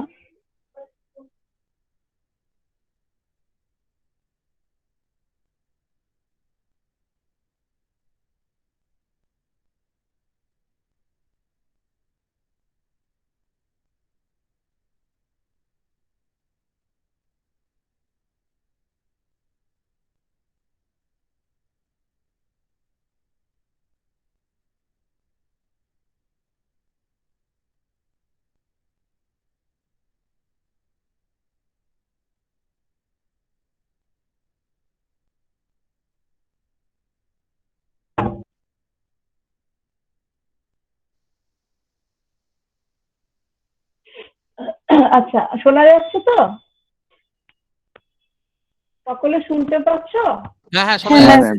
শোনা যাচ্ছে। আচ্ছা আচ্ছা, আমি টপিকটা হচ্ছে different types of government scholarship, যেগুলো আমাদের কলেজ ইউনিভার্সিটিতে যে স্কলারশিপ গুলো দেওয়া হয় সেগুলো নিয়ে আলোচনা করছি। যেমন ধরো আমাদের যে বিভিন্ন প্রকল্প রয়েছে বা স্কলারশিপের, যেরকম কন্যাশ্রী, স্বামী বিবেকানন্দ, তোমরা সবই জানো এগুলো। তো সেগুলো নিয়েই আমি আলোচনা করছি এবং কি কি তোমাদের এলিজিবিলিটি ইত্যাদি রয়েছে সেগুলো নিয়ে আমি একটু বলছি, ঠিক আছে? যেমন প্রথম যেটা খুবই জানো, যেটা তোমাদের 13 সালে মাননীয় মুখ্যমন্ত্রী মমতা বন্দ্যোপাধ্যায়ের উদ্যোগে যে কন্যাশ্রী প্রকল্প শুরু হয়েছে, এটা প্রধানত হয়েছে আমাদের যে মেয়েরা ইকোনমিক্যালি ব্যাকওয়ার্ড ক্লাসের থেকে বিলং করে, অর্থাৎ আর্থিকভাবে খুব পিছিয়ে আছে, তাদেরকে যাতে পড়াশোনাটা চালানো যায়, যাতে তাদের পড়াশোনাটা চালিয়ে যেতে পারে। এবং চাইল্ড ম্যারেজ, যেটা একটা সমস্যা, যে তাড়াতাড়ি করে পড়াশোনা স্কুল থেকে ড্রপ আউট করে তাদের বিয়ে দিয়ে দেওয়া, এটা যাতে আটকানো যেতে পারে, এই উদ্দেশ্যটাই প্রধান ছিল। তার জন্য শুরু হয়েছিল K1 বা কন্যাশ্রী 1। এই স্কিম যেটা রয়েছে দুটো, একটা হচ্ছে কন্যাশ্রী 1 আর কন্যাশ্রী 2। কন্যাশ্রী 1টা স্কুল থেকে দেওয়া হয় 13 থেকে 17 বছরের মেয়েদের জন্য, যেটা আগে 750 টাকা করে দেওয়া হতো, এখন 1000 হয়েছে। এবার এটা বলি যে শুধু যে স্কুলটাই নয়, ধরো কেউ যদি 17-18 পড়ার আগেই কলেজে ভর্তি হয়ে যায়, তাহলে কলেজ থেকেও সে K1 পেতে পারে, এবং কিছু কিছু মেয়ে সেটা পাচ্ছে। আর যেটা K2, সেটা প্রধানত কলেজ থেকেই, কারণ 18 বছর স্কুলে অনেক ক্ষেত্রেই হয় না, যদি হয় স্কুল থেকে K2 সে অ্যাপ্লাই করে পায়, আর তা না হলে কলেজে এসে অ্যাপ্লাই করে, এবং তখন তাকে ওয়ান টাইম 25,000 টাকা দেওয়া হয়। এবং এই দুটোর মূলত যেটা এলিজিবিলিটি ক্রাইটেরিয়া মূলত, সেটা হচ্ছে তোমার দুটো খুব উল্লেখযোগ্য। একটা হচ্ছে অবিবাহিতা হতে হবে, এবং একটা বয়সটা, এরকম অনেকেই মানে বলে থাকে যে একটু পেরিয়ে গেছে, 2 দিন পেরিয়ে গেছে, কিন্তু সেটা নয়, একদম স্ট্রিক্টলি বয়সটা এখানে দেখা হয়। সেটা হচ্ছে কোনোভাবে যদি 19 পেরিয়ে 20-তে পড়ে যায়, তাহলে কিন্তু K2 পাবে না। আর K1টা কিন্তু 18-র আগে, 18 গিয়ে পুড়ে যাবে, তখন সেটা কিন্তু আপগ্রেডেশন হয়ে K2 হয়ে যাবে। ঠিক আছে? আর অবশ্যই অবিবাহিতা হতে হবে, তা নাহলে কিন্তু হবে না। আর রেগুলার কোন স্কুল কলেজের স্টুডেন্ট হতে হবে। এটা K1 এবং K2 দুটোর ক্ষেত্রে, শুধু বয়সটা ওখানে 13 থেকে 17, এটা 18 থেকে 19। আর এই দুটোর ক্ষেত্রেই যেগুলো আমি আর ডকুমেন্টস টু বি সাবমিটেড এটা দিইনি, কারণ অনেক বড় হয়ে যেত। ডকুমেন্টস যেগুলো, সেগুলো তো মানে সবগুলোর ক্ষেত্রেই আমি লাস্টে বলবো, কিন্তু বিশেষ করে কন্যাশ্রীর ক্ষেত্রে কিন্তু বয়স সীমার, যেহেতু বয়সটা এখানে ইম্পর্টেন্ট, সেজন্য বার্থ সার্টিফিকেটটা মাস্ট, এবং তোমার আনম্যারিড সার্টিফিকেটটা মাস্ট। তাছাড়া যেগুলো লাগে সেগুলো আধার কার্ড, প্যান কার্ড, ছবি, ব্যাংক ডকুমেন্টস, কারণ ব্যাংক ডকুমেন্টস পাসবইটা আমাদের আপলোড করতে হয়, ব্যাংক ডকুমেন্টস, তারপরে মার্কশিটটা এখানে ম্যাটার না করলেও কিন্তু প্রত্যেকটা স্কলারশিপের ক্ষেত্রেই লাস্ট এক্সামিনেশনের একটা মার্কশিট লাগে, তো মার্কশিট এইগুলো লাগে। আর বার্থ সার্টিফিকেট, আনম্যারিড সার্টিফিকেট কিন্তু মাস্ট। আর ইনকাম সার্টিফিকেটটা কিন্তু এখন আর অতটা ইম্পর্টেন্ট নয়, সকলেই দেবে, কিন্তু ওটা যেহেতু ইনকাম বারটা তুলে দেওয়া হয়েছে, এখন কিন্তু যে কোনো ইনকাম গ্রুপের যারা বিলং করছে তারাই কিন্তু অ্যাপ্লাই করতে পারবে কন্যাশ্রীর ক্ষেত্রে। ঠিক আছে? আর একটা রিসেন্ট একটা জায়গায় আপডেট পেলাম, এটা আমি একদম শিওর নই, পেলাম যে প্রাইভেট স্কুল কলেজেও নাকি এবার থেকে মেয়েরা অ্যাপ্লাই করতে পারবে। তো যাই হোক, আমাদের যে সরকারি প্রতিষ্ঠান, তোমাদের প্রাইভেটের কথা এখন বলছি না, সরকারি প্রতিষ্ঠানে অবশ্যই যে কোনো মেয়ে, ঠিক বয়স থাকলে এবং অবিবাহিতা হলে নিশ্চয়ই কন্যাশ্রী তোমরা বেনিফিট পাবে।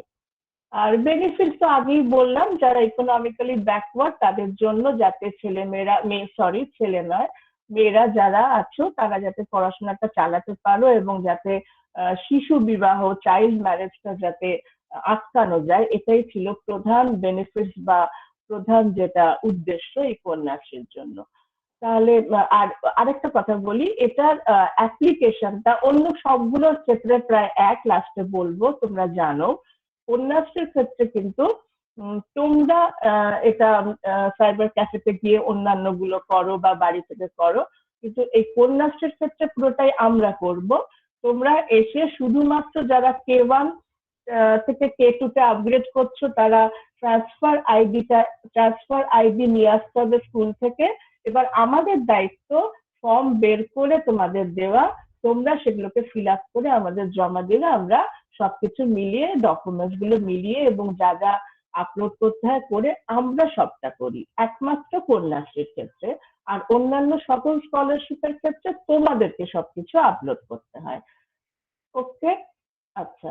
নেক্সট এলাম Swami Vivekananda merit cum means scholarship.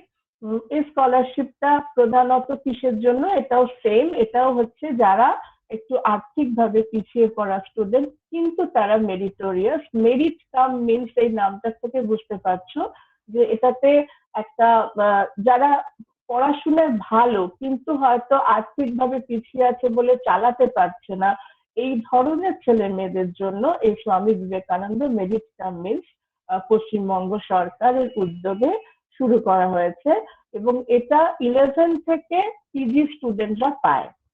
এবার 11-12 যেহেতু আমাদের নেই, সুতরাং আমি গ্রাজুয়েশন লেভেলের থেকেই বলছি। যেটা যোগ্যতা দরকার, যেটা ন্যূনতম যোগ্যতা দরকার, সেটা তাকে পশ্চিমবঙ্গের বাসিন্দা হতে হবে এবং যখন সে অ্যাপ্লাই করছে ফ্রেশার হিসেবে তখন তাকে এইচএস এ এটা 60%, এটা আগের বার অব্দি 75% ছিল, এটা কিন্তু মিনিমাম এখন 60% করে দেওয়া হয়েছে।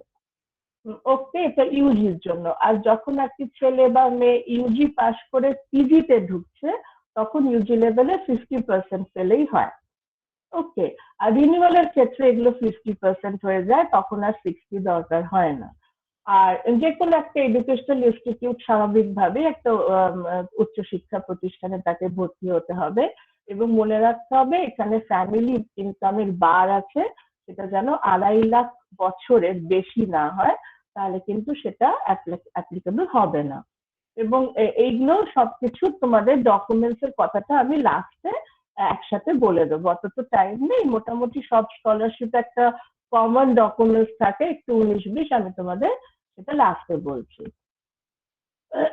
এরও বেনিফিটস তাই যারা ইকোনমিক্যালি ব্যাকওয়ার্ড কিন্তু একাডেমিক্যালি গুড, আর্থিকভাবে পিছিয়ে আছে কিন্তু পড়াশোনায় ভালো, পড়াশোনা চালাতে চায়, তাদের জন্য এই এসবিএমসিএম স্কলারশিপ। এবার যেটা কন্যাশ্রী তোমরা সবাই জানো, ওয়ান টাইম হলো 25 আর যেটা বছরে হয় 1000। আর এসবিএমসিএম এর যেটা, এটার কিছু আছে, মানে আর্টস সায়েন্স অনুযায়ী কিছু পার্থক্য আছে, তাই এটা মেনশন করলাম। সেটা হচ্ছে মোটামুটি 1000 পার মান্থ 1000 করে দেওয়া হয়। সেটা আমি তোমাদের এখানে বলে দিয়েছি। সেটা হচ্ছে যদি ইউজিতে হয় সেটা 12,000, আর ইউজি আর্টস আর সেটা যদি সায়েন্স হয় তাহলে 18,000, আর পিজির ক্ষেত্রে 24,000 বছরে কিন্তু এগুলো, আর পিজি আর্টস এর ক্ষেত্রে 24 আর পিজি সায়েন্সের ক্ষেত্রে 30, এগুলো পার অ্যানাম বা পার ইয়ার। আচ্ছা, আর নেক্সট হচ্ছে ঐক্যশ্রী। ঐক্যশ্রী স্কলারশিপটা কন্ট্রোল হয় West Bengal minority development and finance কর্পোরেশনের দ্বারা, আর এটা মেনলি মাইনরিটি কমিউনিটির জন্য। এর মধ্যে অনেকগুলো আবার ভাগ আছে, আমি এখানে 5টা ভাগের উল্লেখ করেছি। Pre matric, post matric, merit cum means, স্বামী বিবেকানন্দ মেরিট কাম মিনস, আর এটা হচ্ছে ট্যালেন্ট সাপোর্ট প্রোগ্রাম বা টিএসপি। এবার প্রি ম্যাট্রিক যেটা, সেটা সবসময় স্কুলেরটা, সুতরাং ওটা নিয়ে আলোচনা করে লাভ নেই। আমি অন্যান্য গুলোর যে ন্যূনতম যোগ্যতা বা এলিজিবিলিটি ক্রাইটেরিয়া একটু বলি আর বিষয়টা কি সেটা বলি। সেটা হচ্ছে যে পোস্ট ম্যাট্রিক যেটা বা মেরিট কাম মিনস, এই মেরিট কাম মিনসটা কিন্তু স্বামী বিবেকানন্দ নয়, 2 রকম আছে, একটা শুধু মেরিট কাম মিনস, একটা স্বামী বিবেকানন্দ মেরিট কাম মিনস। এবার শুধু মেরিট কাম মিনস আর পোস্ট ম্যাট্রিকের জন্য লাস্ট এক্সামিনেশনে 50% পেলেই হবে, কিন্তু স্বামী বিবেকানন্দের জন্য কিন্তু 75% পেতে হবে। ঠিক আছে? আর টিএসপি যেটা, সেটা হচ্ছে যেটা যারা 50% তো পায়নি, যারা 50%-এরও কম, তারা টিএসপি স্কলারশিপের জন্য অ্যাপ্লাই করতে পারবে। ঠিক আছে? এই 4 রকমের যেটা ঐক্যশ্রীর আন্ডারে পড়ছে। আর তাছাড়া যেটা আর যেগুলো দরকার, সেটা তোমাকে পশ্চিমবঙ্গের মধ্যে একটা তোমাদের ডোমিসাইল সার্টিফিকেট থাকতে হবে যে তুমি পশ্চিমবঙ্গের বাসিন্দা, আর যে কোনো একটা সরকারি এডুকেশনাল ইনস্টিটিউটে তুমি অবশ্যই ছাত্রী তোমরা হবে। আর একটা হচ্ছে যে পোস্ট ম্যাট্রিকের ক্ষেত্রে ফ্যামিলি ইনকাম কখনোই 2 লাখের বেশি হবে না। ঠিক আছে? কিন্তু অন্যান্য যে ক্ষেত্রগুলো, তাতে কিন্তু 2.5 লাখের অবধি দেওয়া আছে, 2.5 লাখের বেশি হলে কিন্তু পাওয়া যাবে না। ঠিক আছে? আর ওই কোর্সটির ক্ষেত্রেও কিন্তু কিছু রয়েছে যেগুলো ডিফারেন্স অ্যামাউন্টের ক্ষেত্রে। যেমন ধরো পোস্ট ম্যাট্রিকের ক্ষেত্রে 10,200 থেকে 16,500 অব্দি, ঠিক আছে, দেওয়া হয়। আর মেরিট কাম মিলসে একদম ফিক্সড আছে 1000 পার মান্থ। আর এসডিএমসিএম যেটা মাইনরিটির জন্য দেওয়া হচ্ছে, যেটা Swami Vivekananda merit cum means for minority, এটা ওরকম পার্থক্য করা আছে আর্টস সায়েন্স অনুযায়ী। ইউজি আর্টসে 1000, আর ইউজি সায়েন্সে 1500, পিজি আর্টসে 2000, আর পিজি সায়েন্সে 2500। ঠিক আছে? এগুলো এইভাবে অত মনে রাখা সম্ভব না। আমার কাছে এই পিপিটিটাও আমি তোমাদের সাথে শেয়ার করতে পারি, প্লাস আমি পরে ওই ওয়েবসাইটে দেওয়া আছে, প্লাস আরো ডিটেলসে আমি একটা করে তোমাদের জন্য দিয়ে দেবো। ঠিক আছে? আচ্ছা, আর ওই কোর্সের বেনিফিট মাইনরিটি কমিউনিটিতে যারা বিলং করে তারা যাতে এডুকেশনাল অপরচুনিটি পায়, নানাভাবে হায়ার এডুকেশনের দিকে যেতে পারে, তার জন্য তাদের সুযোগ করে দেওয়ার একটা উদ্যোগ হলো ওই কোর্সটি। আর মাইনরিটি স্টুডেন্টদের ফিনান্সিয়াল এডও অবশ্যই দেওয়া, যাতে তারা সব রকম ভাবে এগিয়ে যেতে পারে। এই উদ্দেশ্য নিয়েই ওই কোর্সটি শুরু করা হয়েছে। আচ্ছা, আর এখন একটা এই রিসেন্ট এটা শুরু হয়েছে গত বছরে ওয়েসিস স্কলার, গত বছর না সরি, আমার এক্স্যাক্টলি ইয়ারটা মনে নেই, আমাকে দেখে নিতে হবে, কিন্তু খুব রিসেন্ট এই ওয়েসিস স্কলারশিপ শুরু হয়েছে। গত বছর থেকে যেটা হয়েছে সেটা হচ্ছে আমাদের কলেজ থেকে সবটা করা হচ্ছে, তার আগে অব্দি মিউনিসিপ্যালিটি থেকে হতো। গত বছর থেকে যেটা হয়েছে, এখানে আমরাই এটা জমা নিয়ে আমরাই এটা ভেরিফাই করি। সুতরাং এটা নিয়েও আমি তোমাদেরকে বলে দিচ্ছি, সেটা হচ্ছে এটা প্রধানত কন্ট্রোল হয় backward classes welfare and tribal development department of West বেঙ্গলের দ্বারা। আর এখানেও pre matric post matric school college দুটো ক্ষেত্রেই এটা প্রযোজ্য। আর দেওয়া হয় এখানে এসসি এসটি এবং ওবিসি স্টুডেন্টসদের জন্য এটা দেওয়া হয়। এবার এখানেও যেটা এলিজিবিলিটি, সেটা আমাদের পশ্চিমবঙ্গে তোমাদের রেসিডেন্ট হতে হবে, বাসিন্দা হতে হবে, এবং অবশ্যই এটা যেটা সবথেকে গুরুত্বপূর্ণ সেটা হচ্ছে এসসি এসটি ওবিসি ক্যাটাগরিতে বিলং করতে হবে, নাহলে হবে না। আর অ্যানুয়াল ইনকামটা 2.5 লাখের বেশি, সব রকম সোর্স থেকে টোটাল ফ্যামিলি ইনকাম 2.5 লাখের বেশি হবে না, এটা কিন্তু এসসি এসটির ক্ষেত্রে। আর ওবিসির ক্ষেত্রে এটা কম, এটা 1 লাখের বেশি হবে না। ঠিক আছে? এবং এক্ষেত্রেও কিন্তু এটা পুরো পিজি অবধি, ইউজি এবং পিজি সবাই এখানে অ্যাপ্লাই। আপনার কথা কাটা কাটা আসছে। কি বলছো? আপনার কথা কাটা কাটা আসছে। আচ্ছা আচ্ছা, দেখছি আমি তাহলে।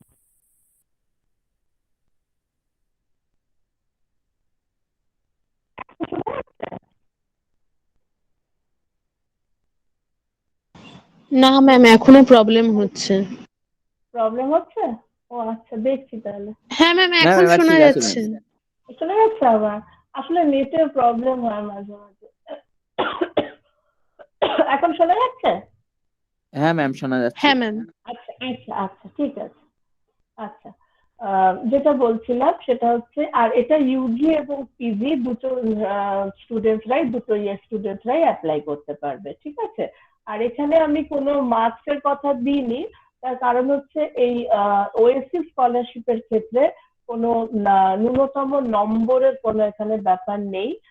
মার্কশিট আমরা লাস্ট এক্সামিনেশনের ডকুমেন্ট যখন চাই আমরা চাই, সেটা দিতে বলা হয়, কিন্তু সেটা কোনো এলিজিবিলিটি ক্রাইটেরিয়ার মধ্যে পড়ে না।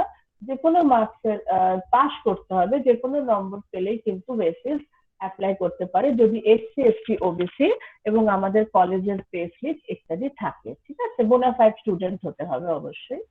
হ্যাঁ, আচ্ছা, আর ওয়েসিসের অ্যামাউন্টটা বলছি। ওয়েসিসের অ্যামাউন্টটা একটু কম অন্যান্য গুলোর তুলনায়। যারা ডে স্কলার তাদের 550 টাকা পার মান্থ, এটা একটু টুকটাক ভ্যারিও করতে পারে এসসি এসটির জন্য। আর যারা হস্টেলে থাকে তাদের কিছু ডকুমেন্ট দিতে হয়, হস্টেলিয়ার্স যারা, তাদের জন্য 1200 পার মান্থ। আর ওবিসির জন্য 350 পার মান্থ যারা ডে স্কলার, আর যারা তোমার হস্টেলিয়া তাদের জন্য 750, ঠিক আছে? এটা একটু কম বেশি হয় আমি যা রিপোর্ট পেয়েছি, মোটামুটি রাউন্ড অ্যাবাউট এটা, ঠিক আছে? আচ্ছা, আর ওয়েসি স্কলারশিপের বেনিফিটস যারা ফিনান্সিয়ালি পুয়ার, আর্থিকভাবে যারা পিছিয়ে রয়েছে এবং যারা এসসি এসটি ওবিসি তে বিলং করছে, তারা যাতে হায়ার এডুকেশন চালাতে পারে, অবশ্যই তাদের জন্য এই ওয়েসিসটা চালু করা হয়েছে। আচ্ছা, এই এই যে কথা বললাম এগুলো সবই স্টেট গভর্নমেন্টের দ্বারা চালিত। আর এখন আমি বলছি যেটা ন্যাশনাল স্কলারশিপ পোর্টাল, যেটা কিনা কেন্দ্র থেকে এটা ন্যাশনালি এটা রেগুলেটেড হয়, কন্ট্রোলড হয় আমাদের ভারত সরকারের দ্বারা। তো এর মধ্যে কিন্তু প্রচুর স্কলারশিপ আছে, ঠিক আছে? তো সব স্কলারশিপ আমাদের এখানে প্রযোজ্যও নয়। তো যেগুলো মোটামুটি আমাদের এখান থেকে মানে অ্যাপ্লাই করা হয় এবং আমরা ভেরিফিকেশন করি, তার মধ্যে থেকে 3টে ইম্পর্টেন্ট আমি এখানে তোমাদের জন্য পিপিটিতে রেখেছি। একটা হচ্ছে, আর অনেকগুলো স্কিম আছে, স্কিমের আন্ডারে আবার অনেকগুলো করে বিভাগ আছে। যেমন সেন্ট্রাল স্কিমের মধ্যে একটা মিনিস্ট্রি অফ মাইনরিটি অ্যাফেয়ার, এটা মাইনরিটিসদের জন্য স্কলারশিপ, যেরকম ঐক্যশ্রী আমাদের স্টেটের, সেরকমই সেন্ট্রালে একটা মাইনরিটি স্কলারশিপ আছে। আর আরেকটা হচ্ছে হায়ার এডুকেশন ডিপার্টমেন্টের স্কিম, সেটার আন্ডারে আছে central sector scheme of scholarship for college and university students. আর ইউজিসি স্কিমের মধ্যে আছে পিজি স্টুডেন্টদের জন্য Indira Gandhi scholarship for single girl child. এবার আমি এইখানে দু একটা কথা একটু বলে নিই, তারপরে এলিজিবিলিটির কথা বলছি। সেটা হচ্ছে যে মাইনরিটি অ্যাফেয়ার্স, আমি এখানে ম্যাম আপনার কথা আবার কেটে কেটে আসছে। খুব মুশকিল হলো তো, দাঁড়াও একটু দেখছি, হ্যাঁ একটুখানি দাঁড়াও।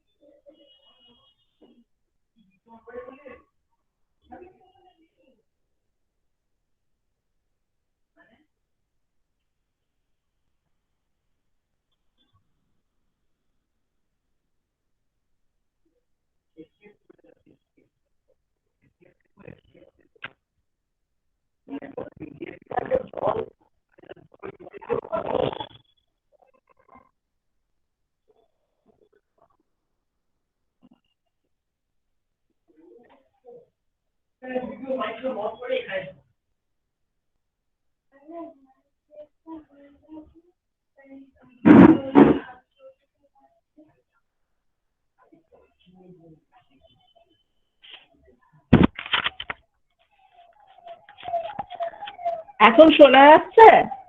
হ্যাঁ ম্যাম হ্যাঁ শোনা ম্যাম যাচ্ছে। শোনা যাচ্ছে। আচ্ছা, নেটের প্রবলেম হচ্ছে গো, আচ্ছা অন্য ইয়েতে দিলাম, ঠিক আছে দেখো। আচ্ছা, যেটা বলছিলাম, হ্যাঁ যেটা ইম্পর্টেন্ট কথা, সেটা এটা খুব মন দিয়ে শোনো। সেটা হচ্ছে মাইনরিটি অ্যাফেয়ারের যেটা, সেটা অনেকে অ্যাপ্লাই করছো, আমাদের প্রত্যেককে রিজেক্ট করতে হচ্ছে। তার কারণ হচ্ছে আমাদের এখানকার যে মাইনরিটি অফিস, সেখান থেকে যে নোডাল অফিসার জানিয়েছে যে যারা সেন্ট্রাল স্কিমে মাইনরিটি পাচ্ছে তাদেরকে দেওয়া হবে না, তাদের প্রত্যেককে বলতে যে তাদেরকে ঐক্যশ্রীতে অ্যাপ্লাই করতে। আর ঐক্যশ্রী আর এনএসপি দুটোতেই যদি কেউ করো অ্যাপ্লাই, তাহলে কিন্তু দুটোই হতে পারে যে ক্যান্সেল হয়ে যাবে। ওই জন্য তোমাদের কাছে আমি যেটা বলছি, কেউ এনএসপির মাইনরিটিতে অ্যাপ্লাই করবে না, ঠিক আছে? আমি এখানে সেন্ট্রাল স্কিমের মধ্যে রাখলাম, দেখিয়ে দিলাম, কিন্তু এটাতে অ্যাপ্লাই করবে না।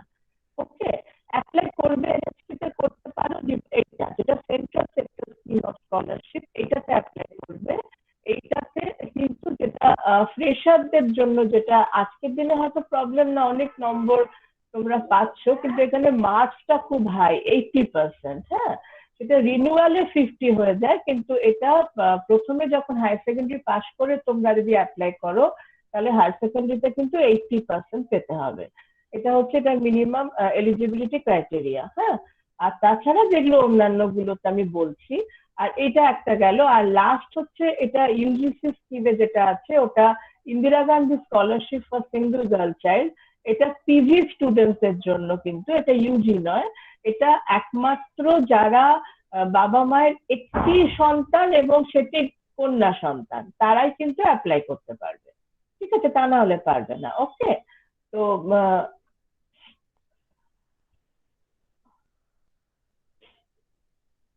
আর এই এলিজিবিলিটি ক্রাইটেরিয়াটা একটু আমি আলাদা করে বলেছি। সেটা হচ্ছে মাইনরিটিটা যদিও আমি বারণ করছি, তাও এখানে আমি লিখেছি যে 50% নাম্বার থাকতে হবে আর 2 লাখের বেশি এক্সিড করবে না, কিন্তু তোমরা এটা অ্যাপ্লাই করো না। সেন্ট্রাল সেক্টর স্কিম, যেটা আমি আগেই বললাম যে লাস্ট এক্সামিনেশনে 80% পেতে হবে, আর রিনিউয়ালের ক্ষেত্রে সেটা 50, আর ফ্যামিলি ইনকাম 2.5 লাখের থেকে যেন বেশি না হয়। আর সিঙ্গল গার্ল চাইল্ডের ক্ষেত্রে নিয়মগুলো আলাদা। সেটা হচ্ছে মাস্টার ডিগ্রি হতে হবে, একমাত্র কন্যা সন্তান হতে হবে ফ্যামিলিতে, এবং তার 30 বছর অবধি সেটা সে অ্যাপ্লাই করতে পারে। আর ইনকাম ক্রাইটেরিয়া সেইভাবে কিন্তু সিঙ্গল গার্ল চাইল্ডের ক্ষেত্রে নেই। ওকে, আর অ্যামাউন্টটা এখানে এইভাবে লিখেছি, সেটা হচ্ছে যে মাইনরিটিটা 750 থেকে 1000 টাকা কম, কিন্তু অন্য দুটো স্কিমে কিন্তু টাকা অনেক স্কলারশিপ দেওয়া হয়। সেন্ট্রাল সেক্টর স্কিমে 10,000 ইউজি লেভেলে প্রত্যেক বছরে, আর 3 বছর করে 10-10-10 পাবে, আর 20,000 করে পিজি লেভেলে, 20,000 2 বছরে 20-20। আর সিঙ্গল গার্ল চাইল্ডের ক্ষেত্রে প্রত্যেক মাসে 3,000 করে দেওয়া হবে। ঠিক আছে,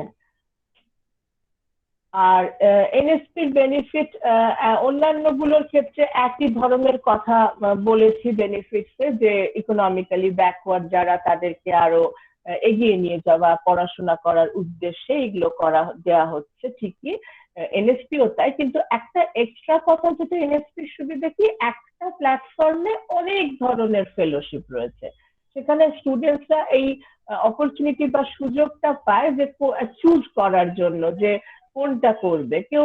তারপরে এর মধ্যে বিডি ওয়ার্কারদেরও আছে। আগে এটা খুব অ্যাপ্লিকেন্ট পেতাম, এখন 2-1টা পাচ্ছি, সেটা আর আমি এখানে মেনশন করিনি।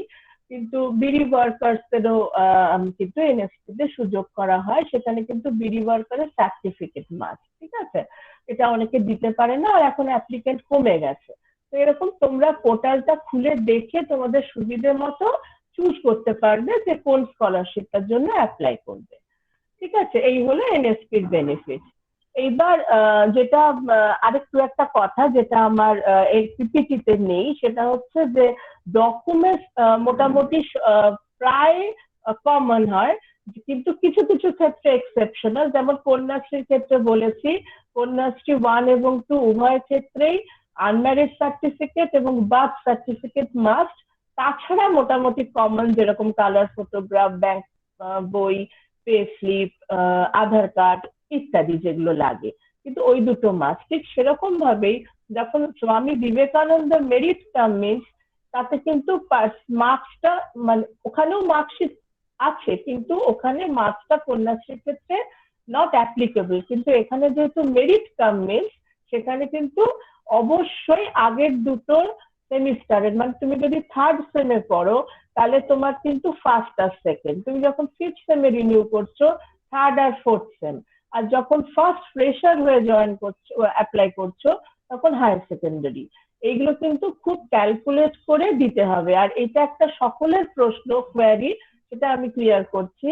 আগে তোমরা যেটা করতে, অনার্স নাম্বারটা, যদি অনার্স স্টুডেন্ট হও, অনার্স স্টুডেন্টটা অনার্স মার্কস গুলো টোটাল করে দিতে, কিন্তু এখন ওখান থেকে বলেছে আমাকে যে পুরোটা, যে এই সিবিএস সিস্টেমে, যেটা সিবিসিএস সিস্টেমে ওরা বলছে পুরো ক্রেডিট পয়েন্ট, যেটা লাস্ট যে কলামটা থাকে দেখবে, সেইটা পুরো টোটালটা করে ওতে দিয়ে পার্সেন্টেজটা ক্যালকুলেট করে দিতে হবে, আর সেই অনুযায়ী আপলোড করতে হবে।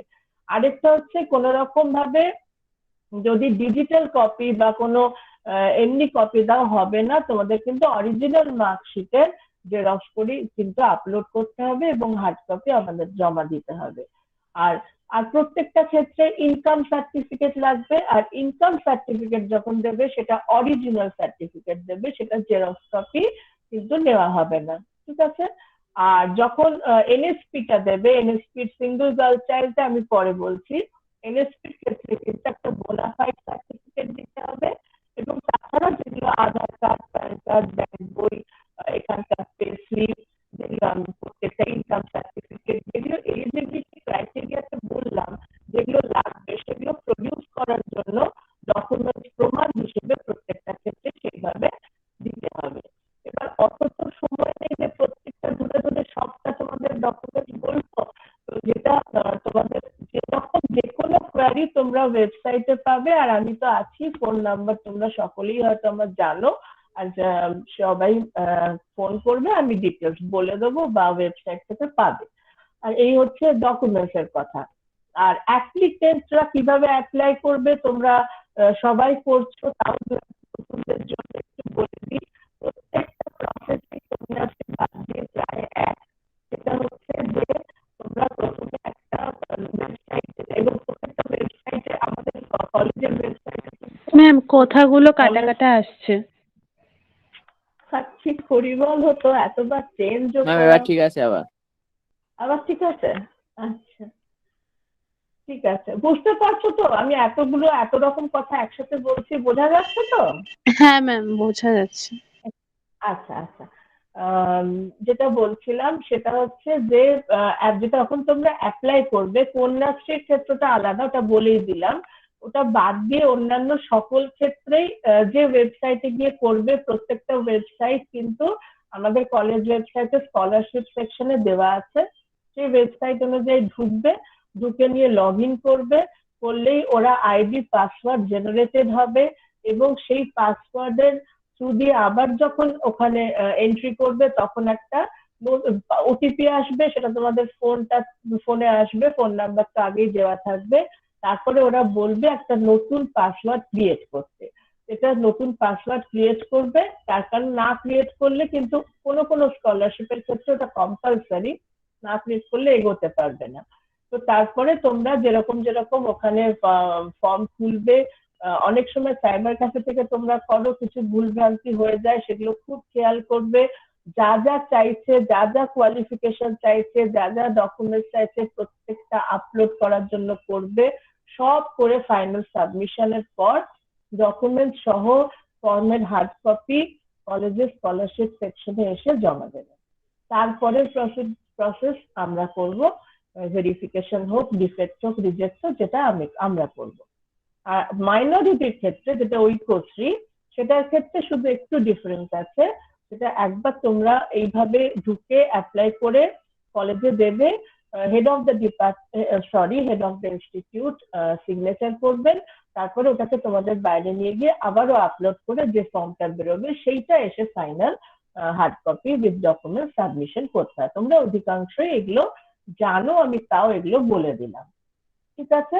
আর এই মোটামুটি স্কলারশিপের কথা এগুলো আমি বললাম। আর তাছাড়া তোমাদের প্রশ্ন থাকলে নিশ্চয়ই বলবে, জিজ্ঞেস করবে।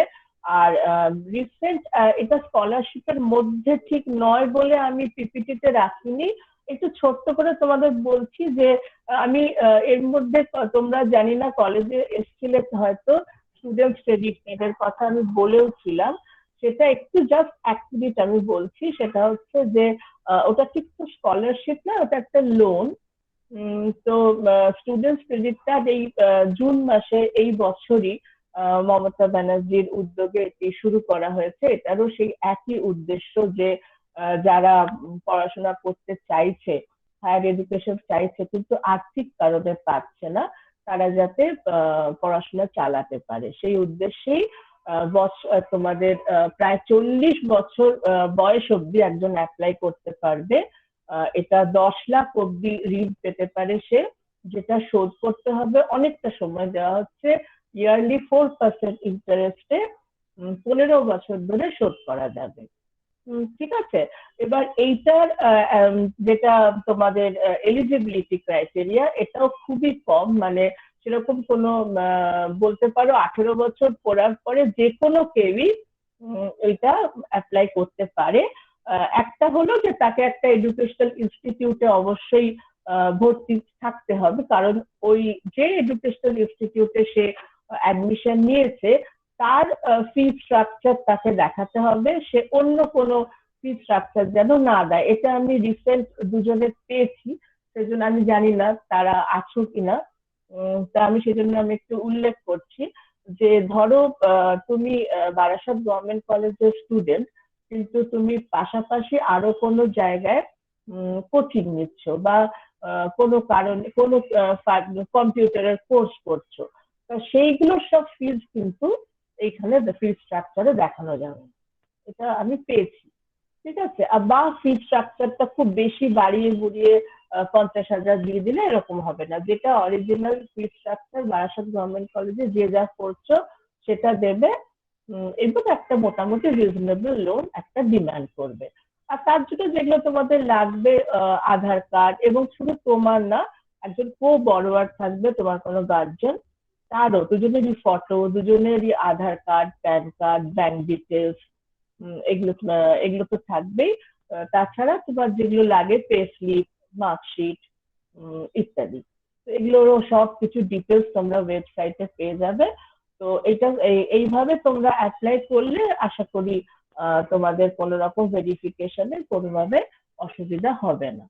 তো এই হলো আমার আলোচনার বিষয়। এবার তোমাদের কোনো প্রশ্ন থাকলে বলো। আর তাছাড়া তো আমি আছি, এবং সবসময় তোমাদের যেরকম যা অসুবিধা হবে আমি যতটা পারবো আমি নিশ্চয়ই সাহায্য করবো। Thank you. ম্যাম, একটা জিনিস জিজ্ঞেস বলো। থ্যাংক ইউ করতাম। ম্যাম। বলো বলছি বলো। যে স্বামী বিবেকানন্দর জন্য ওই ক্রাইটেরিয়ান গুলো আর একটু বলবেন? হ্যাঁ হ্যাঁ নিশ্চয়ই। আচ্ছা আমি না এটা শেয়ারও করতে পারি তোমাদের সাথে, তোমরা যদি চাও। মানে এলিজিবিলিটি ক্রাইটেরিয়া বলছো? হ্যাঁ ম্যাম।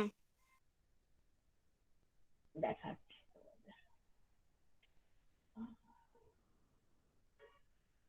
এই যে 60%, 75% ছিল তো এইচএস এ, ওটা 60% এই বছর ধরে হয়ে গেছে। আর যদি সেটা ইউজির হয়, আর যদি কেউ পিজিতে ভর্তি হচ্ছে তখন তাকে তো গ্রাজুয়েশনে দিতে হবে, সেটা 50% হলে হবে। আর 2.5 লাখ, আর ইউজি হোক পিজি হোক যাই হোক, 2.5 লাখের বেশি যদি ইনকাম হয় তাহলে কিন্তু হবে। আচ্ছা ম্যাম, এটাই মাইনরিটি ছাড়া জেনারেলও করতে পারেন তো এটা? হ্যাঁ, এটা দুটো আছে, তোমাদের যে পরিষ্কার করে দেখিয়ে দিলাম। একটা হচ্ছে স্বামী Vivekananda merit come means for all the students, ঠিক আছে, জেনারেল স্টুডেন্টস। আর একটা হচ্ছে ঐক্যশ্রীর আন্ডারে আবার একটা আছে স্বামী বিবেকানন্দ মেরিট কাম মিন্স, সেইখানে কিন্তু শুধু মাইনরিটিরা করবে। ঐক্যশ্রীর আন্ডারে যেটা, সেটাতে কিন্তু জেনারেল স্টুডেন্টরা করতে পারবে না, এইটাতে সকলে করতে পারবে যদি অন্যান্য ক্রাইটেরিয়া ফুলফিল হয়। বুঝতে পারছেন? আর মার্কসটা Yes, ma'am. ক্যালকুলেটর খুব খেয়াল করবে, হ্যাঁ, ওইটাতে যেন ভুল না হয়। এরকম আমরা অনেক সময় পাচ্ছি আর কি, যে ক্যালকুলেশনে অসুবিধা হচ্ছে। সব যারা অনার্স স্টুডেন্ট যখন রিনিউয়াল করছো তখন কিন্তু আগের দুটো সেমিস্টারের ওই লাস্ট যে ক্রেডিট পয়েন্টের যেটা, সেইটা টোটাল মার্কসে কত পাচ্ছ সেটা করবে। পাস সাবজেক্ট, সরি জিই, তোমার কোর্স সবগুলো নিতে হবে। এটা অনেকের কাছে প্রশ্ন আছে, এটা সকল আজকে তো অনেক স্টুডেন্টই নেই, তাদের জন্য আমি ওয়েবসাইটেও বড় বড় করে লিখে দেবো যাতে সকলে দেখতে পাও, কারণ প্রচুর ফোন আসে এটা নিয়ে। ক্লিয়ার হচ্ছে এবার? Yes ma'am. সেলফ এমপ্লয়েড আমার বাবা। তাহলে ইনকাম সার্টিফিকেট কিভাবে দেব? ইনকাম সার্টিফিকেট তো দিতেই হবে বাবা, না হলে তো আমরা ভেরিফাই করতে পারবো না যে ওটা একটা মানে ডকুমেন্ট, একদম এসেনশিয়াল ডকুমেন্ট প্রত্যেকটার ক্ষেত্রে, সেটা যে স্কলারশিপে তুমি অ্যাপ্লাই করো না কেন, একটা তোমাকে আচ্ছা। ইনকাম সার্টিফিকেট প্রোভাইড করতেই হবে। কারণ যেহেতু একটা এলিজিবিলিটি তোমার ক্রাইটেরিয়ান একটা বার আছে যে 2.5 লাখের বেশি হবে না, সেজন্য ওটা না আমরা পেলে আমরা ভেরিফিকেশন প্রসেসটা এগোতে পারবো না, চালাতে পারবো। ঠিক আছে, ওটা যেভাবে তোমাদের দিতে হবে তোমাদের সকলকে। Okay ma'am, thank you. Okay, আর কারো Ma'am, কিছু ম্যাম জানার K3 থাকলে এর বলো। ব্যাপারে একটু বলবেন? আচ্ছা, K3টা বলে দিচ্ছি। হ্যাঁ, K3টা বলা হয়নি, সেটা হচ্ছে যেহেতু এটা একই, মানে বিবেকানন্দ স্বামী বিবেকানন্দ মেরিট কাম মেন্স এটার ক্রাইটেরিয়া এক্স্যাক্টলি সেমই, খালি মার্কসটা কম, সেটা আমি মিস করে গেছি, খুব ভালো মনে করেছো, সরি। সেটা হচ্ছে 45%, আর বাকি সব এক, মানে এক ওয়েবসাইট, যেটা স্বামী বিবেকানন্দ মেরিট কাম মিন্স এর ওয়েবসাইট, সে সেম ওয়েবসাইটে যাবে। সেই ওয়েবসাইটে গিয়ে একমাত্র মেয়ে ক্যান্ডিডেট যারা, সেই মেয়ে ক্যান্ডিডেটরাই, যেরকম কন্যাশ্রী এটা 1-2, এটা কন্যাশ্রী 3, সুতরাং মেয়েরাই পাবে। এবার ওখানে গিয়ে তোমরা দেখবে যে ওখানে K3 বলে অপশনে গিয়ে তোমরা ক্লিক করবে, নিয়ে ওখানে লগ ইন করে আর যেরকম ভাবে ফিল আপ করছো করলে, আর সেখানে শুধুমাত্র মার্কসটার ক্ষেত্রে একটু ওটা কম, সেটা হচ্ছে তুমি যদি ওটা তো পিজি স্টুডেন্টদের জন্য, ওটা ইউজিতে K3 পাওয়া যায় না, একমাত্র পিজিদের জন্য, কারণ ইউজিতে তুমি একবার K2 পেয়ে যাচ্ছ ওয়ান টাইম। ফলে বিএ পাশ করার পরে বিএ বা বিএসসি যারা এমএ বা এমএসসি তে ভর্তি হচ্ছ, তারাই কিন্তু কেবলমাত্র K3 অ্যাপ্লাই করতে পারবে, নচেত নয়। এবারে ভর্তি হওয়ার পরে সেই এডুকেশনাল ইনস্টিটিউট থেকে সেটা তোমরা অ্যাপ্লাই করবে, এবং সেখানে ওই স্বামী বিবেকানন্দ মেরিট কাম মিন্স এর যে ওয়েবসাইট, সেখানে গিয়ে তোমরা ওই K3-তে গিয়ে তারপরে যা যা বলবে ওরা ফিল আপ করে সাবমিট করবে। সেখানে শুধু একটাই পার্থক্য, সেটা হচ্ছে লাস্ট এক্সামিনেশনে, ধরো তুমি গ্রাজুয়েশনে তোমার লাস্ট এক্সামিনেশন, সেখানে 45% পেলেই কিন্তু তুমি দিতে পারবে, আর তাছাড়া অন্যান্য যেগুলো যা বললাম সেটাই। আর টাকাটা এখানে একটু যেটা তোমাদের ইয়ে বললাম, স্বামী বিবেকানন্দ মেরিট কাম মিন্স এর যেটা তোমাদের অ্যামাউন্ট বললাম, এই যে এইটার ক্ষেত্রে একটু ডিফারেন্স, কারণ এখানে তো ইউজি পিজি করে বলেছি, আর ওখানে শুধু পিজি। তো ওখানে যেটা দেওয়া হয় পার মান্থ 2000 করে, তার মানে ওখানে যদি এমএ তে পুরোটা পড়ো তাহলে ওই 2 বছর ধরে ধরো পাবে 2000, মানে 24,000। ঠিক আছে, তো ওইটা শুধুমাত্র পিজি আর্টস এর ক্ষেত্রে। আর পিজি সায়েন্স এর ক্ষেত্রে আমি অ্যামাউন্টটা এক্স্যাক্টলি জানি না, আমাকে একটু দেখে বলতে হবে। আমি আর্টসটা শিওর, কারণ আমার আমি যেহেতু আর্টসের এবং আমার অনেক স্টুডেন্টসরা পাচ্ছে, আমি সেটা কনফার্ম। সায়েন্সটা একটু আমাকে দেখে বলতে হবে যে এক্স্যাক্ট অ্যামাউন্টটা কত K3, হ্যাঁ, কিন্তু এটাতে কনফার্ম যে 2000 করে। এই আর ওটা কিছুই না, 45% পেলেই এবং পিজিতে অ্যাডমিশন হলেই K3 তোমরা অ্যাপ্লাই করতে পারবে। হ্যাঁ, একটা কিন্তু এসেনশিয়াল যেটা বলতে ভুলে যাচ্ছিলাম, সেটা হচ্ছে যে K2 কিন্তু থাকতে হবে। মানে অনেকে তো আছো যারা K2 হয়তো কোনো কারণে পাওনি, বা অ্যাপ্লাই করে হয়নি, বা করোইনি, বাবা মা সরকারি চাকরি করতো কখনোই করোনি, সে কিন্তু হঠাৎ করে K3 করতে পারবে না, কারণ K2-র যে আইডিটা, সেই আইডিটা, ধরো তুমি এখান থেকে তোমার মধ্যে কেউ K2 টাকা পেয়েছো, এবার তোমরা অন্য কোনো ইউনিভার্সিটিতে গিয়ে এমএ তে ভর্তি হয়েছো, আমাদের এখান থেকে কিন্তু তোমার যদি আইডির কোনো ডকুমেন্টস নাও থাকে, আমাদের এখান থেকে আইডিটা দেখে তোমাকে গিয়ে ওই ইনস্টিটিউটে গিয়ে বলতে হবে, বা আমি আমাদের এখান থেকে ট্রান্সফার করাতে হবে। তো তা না হলে কিন্তু এখানে ওই K3টা করা যাবে। ঠিক আছে, আর আরেকটা কথা একটু ভুল হয়ে গেছিল, বলেনি, সেটা হচ্ছে যে এত রকমের স্কলারশিপ তো হঠাৎ স্ট্রাইক করলো K3 বলতে গিয়ে, সেটা হচ্ছে যে K2 এর ক্ষেত্রে ধরো যারা আগে K1 করনি, যখন সিলিং যেটা ছিল আমাদের ইনকাম বার ছিল, তখন সেই কারণে হয়তো কোনো বাবা বা মা সরকারি চাকরি করতেন, ওই জন্য K1টা হয়নি। এবার K2-র সময় যখন তারা K2-র অ্যাপ্লিকেন্ট বয়সটা হয়েছে, তখন হয়তো এই বারটা যেহেতু উঠে গেছে, এরকম কিছু ক্যান্ডিডেট যদি K2 কিন্তু পেতে পারবে। K1 না হলেও, যেমন K2 না হলে K3 পারবে না, K1 না হলেও কিন্তু K2 করতে পারবে। সেই সময় কিন্তু যেটা করতে হবে, একটা অ্যাপ্লিকেশন করতে হবে, নাম দিয়ে তার মেল আইডি, এবং সেখানে মেনশন করতে হবে কারণটা, যে সে কেন K1 এর অ্যাপ্লাই এতদিন করে। এবার সেই অনুযায়ী আমরা এটা রিকুইজিশন চাই। রিকুইজিশন চাওয়ার পরে ফ্রেশ ফর্মস আমাদের কাছে আসে, সেই ফর্ম গুলো কিন্তু অনলাইনে কিন্তু জেনারেটেড হয় না, সেগুলো হার্ড কপি আমাদের কাছে আসে। সেই হার্ড কপি গুলো তোমরা এসে তোমাদেরকে জানানো হয়, তখন তোমরা নিয়ে যাবে এবং সেগুলো ফিল আপ করে উইথ ডকুমেন্টস আমাদের কাছে জমা দেবে। তারপরে আমরা ওটাকে যেরকম ভাবে অন্যান্য গুলো আপলোড করি সেগুলো এইভাবে আপলোড। বোঝাতে পেরেছি? ম্যাম বলছি যারা স্বামী বিবেকানন্দ অ্যাপ্লাই করেছে তারা কেটু করতে পারে তার সাথে, একসাথে দুটো হয়? স্বামী বিবেকানন্দ যদি কেউ, শোনা যাচ্ছে? তোমার কথাটা কেটে কেটে গেল, হ্যাঁ ম্যাম। আরেকবার বলবে? হ্যাঁ হ্যাঁ। ম্যাম ওই যারা স্বামী বিবেকানন্দ করেছে তারা কি মানে কেটুও করতে পারে, মানে একসাথে হয় দুটো? স্বামী বিবেকানন্দের সাথে K2 হয়, K3 হয় না।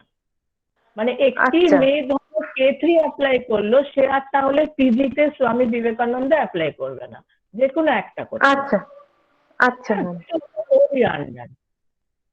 ঠিক আছে, K2-র আচ্ছা সাথে ম্যাম। কোনো অসুবিধা নেই, K2-র সাথে যে কোনোটাই করতে পারা যায়। ম্যাম আচ্ছা ম্যাম। ম্যাম ওএসএস স্কলারশিপ আর ওবিসি স্টাইপেন্ড কি এক? না না না, দুটো আলাদা স্কলারশিপ? দুটো আলাদা।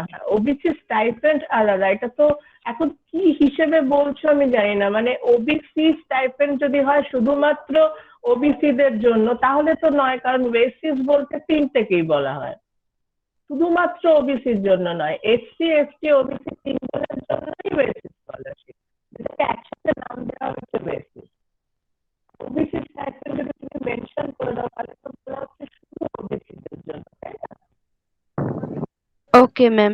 ম্যাম তাহলে ওএসএস স্বামী বিবেকানন্দ করলে ওএসএস করা যাবে? দেখো এইটা সত্যি কথা বলতে কি যে, দুটো একসাথে করার কথা নয়। হ্যাঁ, এখন কিন্তু প্রত্যেকটা স্টুডেন্ট দুটো তিনটে চারটে করে করছে, এবং টাকা অনেকে এমনও আছে যে দুটো ক্ষেত্রে এটা একদম তোমাদের ফ্র্যাঙ্কলি আমি বলছি, নিয়ম অনুযায়ী যেটা আমি বললাম যে কন্যাশ্রী 2 এর সাথে কোনোটা অসুবিধা নেই, কন্যাশ্রী 2 করলে অন্য যে কোনো করতে পারা যায়। এনএসপি করলেও সেন্ট্রাল যেহেতু ওটা স্টেট করা যায়, আর কন্যাশ্রী একমাত্র কন্যাশ্রী 3 আর বিবেকানন্দ মেরিট কাম মিন্স পিজিতে একসাথে করা যায় না। কিন্তু একসাথে সবগুলো আমি এটাও করলাম ওটা করলাম এটা হওয়ার কথা নয়, কিন্তু অনেকে করে, কেউ কেউ যে কোনো একটার টাকা পায়, কেউ কেউ কিন্তু দুটো তিনটের একসাথেও টাকা পায়। ঠিক আছে, এটা তোমাদের লিস্ট নিয়ে, এটা কোনো নোডাল অফিসার কোনো কেউ এই কথাটা, কিন্তু আমি একাধিকবার এটা কোয়ারি করার চেষ্টা করেছি, কেউ বলেছে না এটা অটোমেটিক কেটে যাবে যেহেতু সবটাই অনলাইনে। আবার দেখা গেছে আমাদের হাত থেকে একটি ছেলে দুটো তিনটে স্কলারশিপ পেয়েছে। ঠিক আছে, আমরা কেননা আমাদেরকে আমরা যদি সমস্ত কিছু ডকুমেন্টস ঠিকঠাক থাকে তাহলে আমরা ভেরিফাই করতে বাধ্য, বিশেষ গ্রাউন্ডে সেটা আমরা ক্যান্সেল করবো। তবে হ্যাঁ, ভবিষ্যতে যদি এরকমটা হয় যেরকম করে আমরা ক্রাইটেরিয়া পেলাম, এরকম ভাবে আমাদের কাছে কোনো অর্ডার এলো বা বুঝতে পারা ম্যাম যাচ্ছে কেটে যাচ্ছে কথা সব। আবার কেটে যাচ্ছে, এবার ঠিক এবার আছে। ঠিক আছে? হ্যাঁ এটা ম্যাম। বোধহয় হেডফোনটার জন্য হচ্ছে। তো তাহলে সেটা আমি বলতে পারবো। হ্যাঁ, এটার উত্তরটা সত্যি দেওয়া মুশকিল, এটা একটু তোমাদের রিস্ক নিয়ে তোমরা বিবেচনা করে তোমরা করো, তবে সবগুলো একসাথে করাটা ঠিক নয়। হ্যাঁ, কেউ হয়তো পেলোই না আর একদম 4-5-3টে পেয়ে গেল, এটা তো ঠিক না। সবাই যাতে এটার উপকারটা পায়, এটার জন্য যে উদ্দেশ্যে সরকার করেছে যাতে সেটা সবার জন্য হয়, সেটাই হওয়া ভালো না? তাই চেষ্টা করো যাতে একটাতেই অ্যাপ্লাই করা, যেগুলো বললাম একসাথে করতে পারো সেগুলো করো, কিন্তু সবগুলো একসাথে করাটা উচিত না। ম্যাম তাহলে ওই স্বামী বিবেকানন্দ আর এনএসপি যেটা সেকেন্ডটা, তো ওই দুটো করা যাবে তো একসাথে? এই দুটো যদি করি ওএসএস না করি? কেটে যাচ্ছে ম্যাম। ম্যাম কেটে যাচ্ছে আবারও। না ম্যাম। এবার হ্যাঁ ম্যাম এবার ঠিক আছে। হ্যাঁ, তোমাদের কথাও কেটে যাচ্ছিল।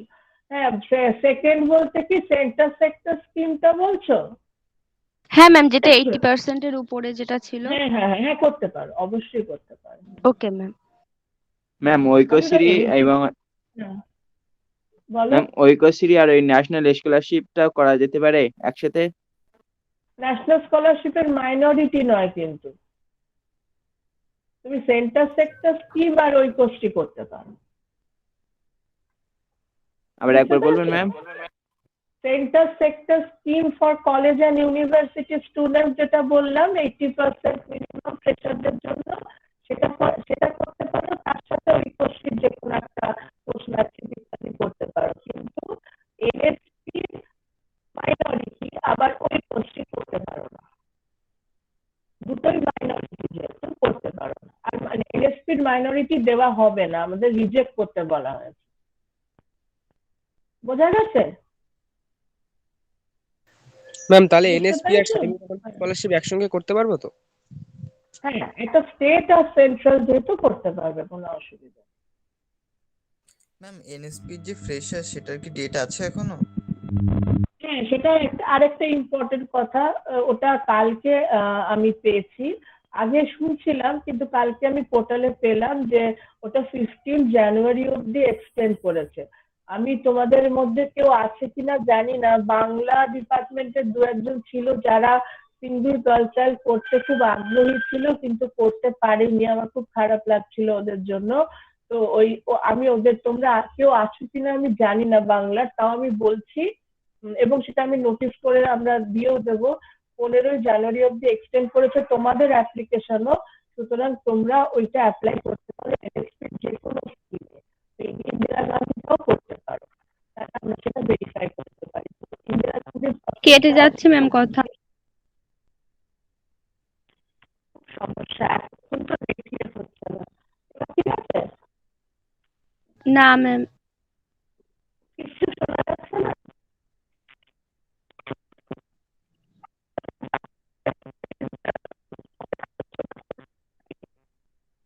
ম্যাম কিছু শোনা যাচ্ছে না এখন আর।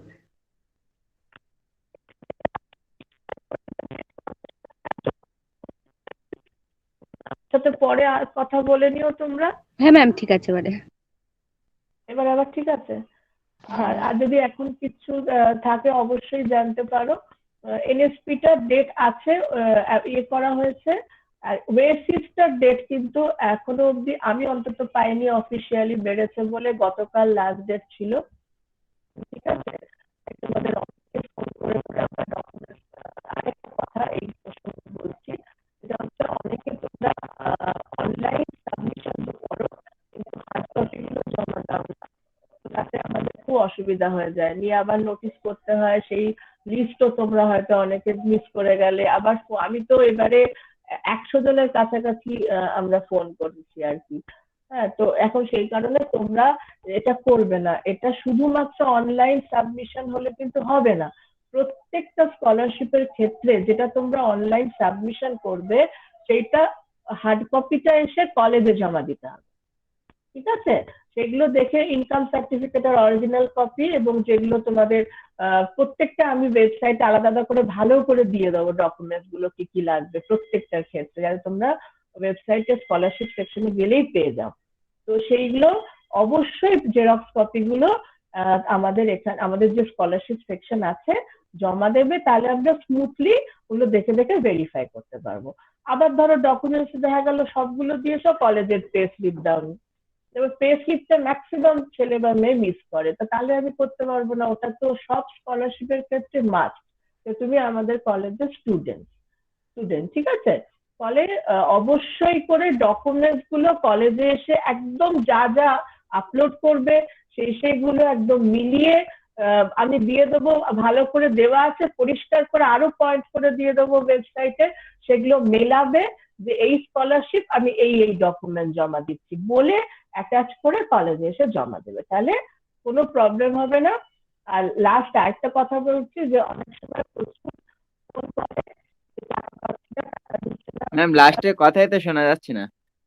আচ্ছা, আমি তো লাস্ট করে ছাড়ছি, তারপরে পরে আলোচনা করবো। আমার মনে হয় নেটটা ইয়ে হয়ে যাচ্ছে। সেটা হচ্ছে যে এখন একটু শোনা যাচ্ছে? শোনা যাচ্ছে?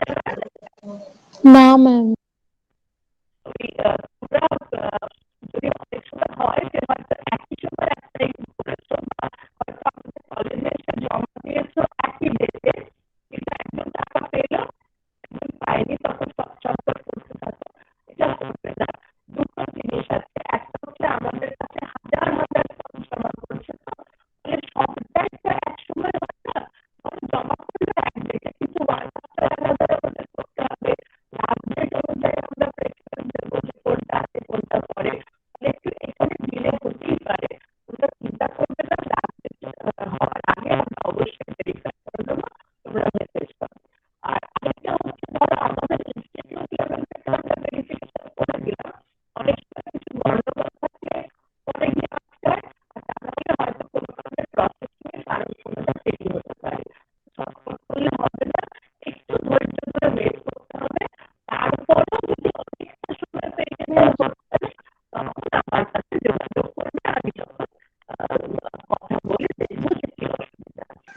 ম্যাম ম্যাম লাস্টের কথাটা একবার বলবেন, শুনতে পাচ্ছি না।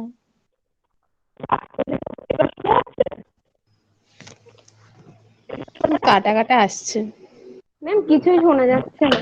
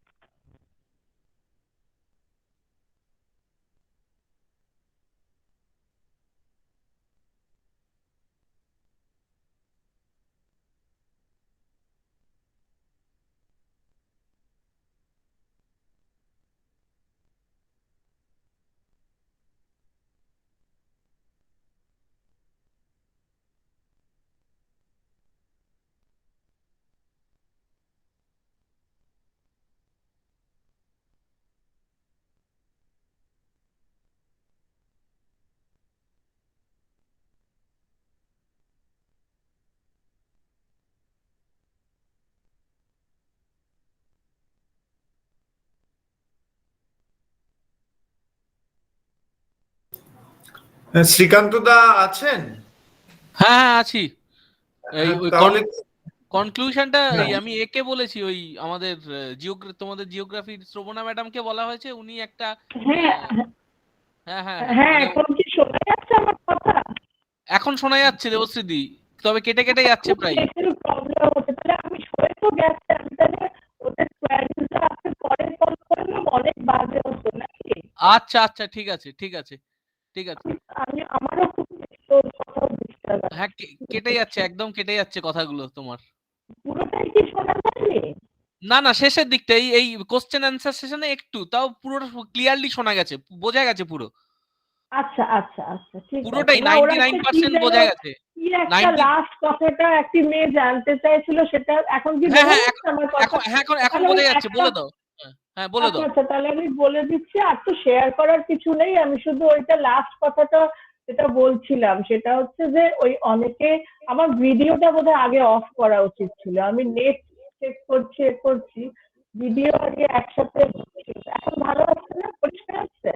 একটু আবার কেটে যাচ্ছে, তবু তুমি বলে দাও, শোনা যাচ্ছে। আচ্ছা, আমি একটা কথা বলে দিই, সেটা হচ্ছে কিছুই না, দু একটা কথা ইম্পর্টেন্ট বললাম, সেটা হচ্ছে ডকুমেন্ট গুলো অবশ্যই হার্ড কপি গুলো কলেজে এসে জমা দেবে। পে স্লিপ যেন মাস্ট দেওয়া হয় অন্যান্য ডকুমেন্টের সাথে, ওটা খুব মোস্ট ইম্পর্টেন্ট। আর একটা হচ্ছে যে টাকা পেতে দেরি হলে, যেটা লাস্ট বলছিলাম, তাহলে বেশি প্রথমেই অধৈর্য হয়ে যেও না।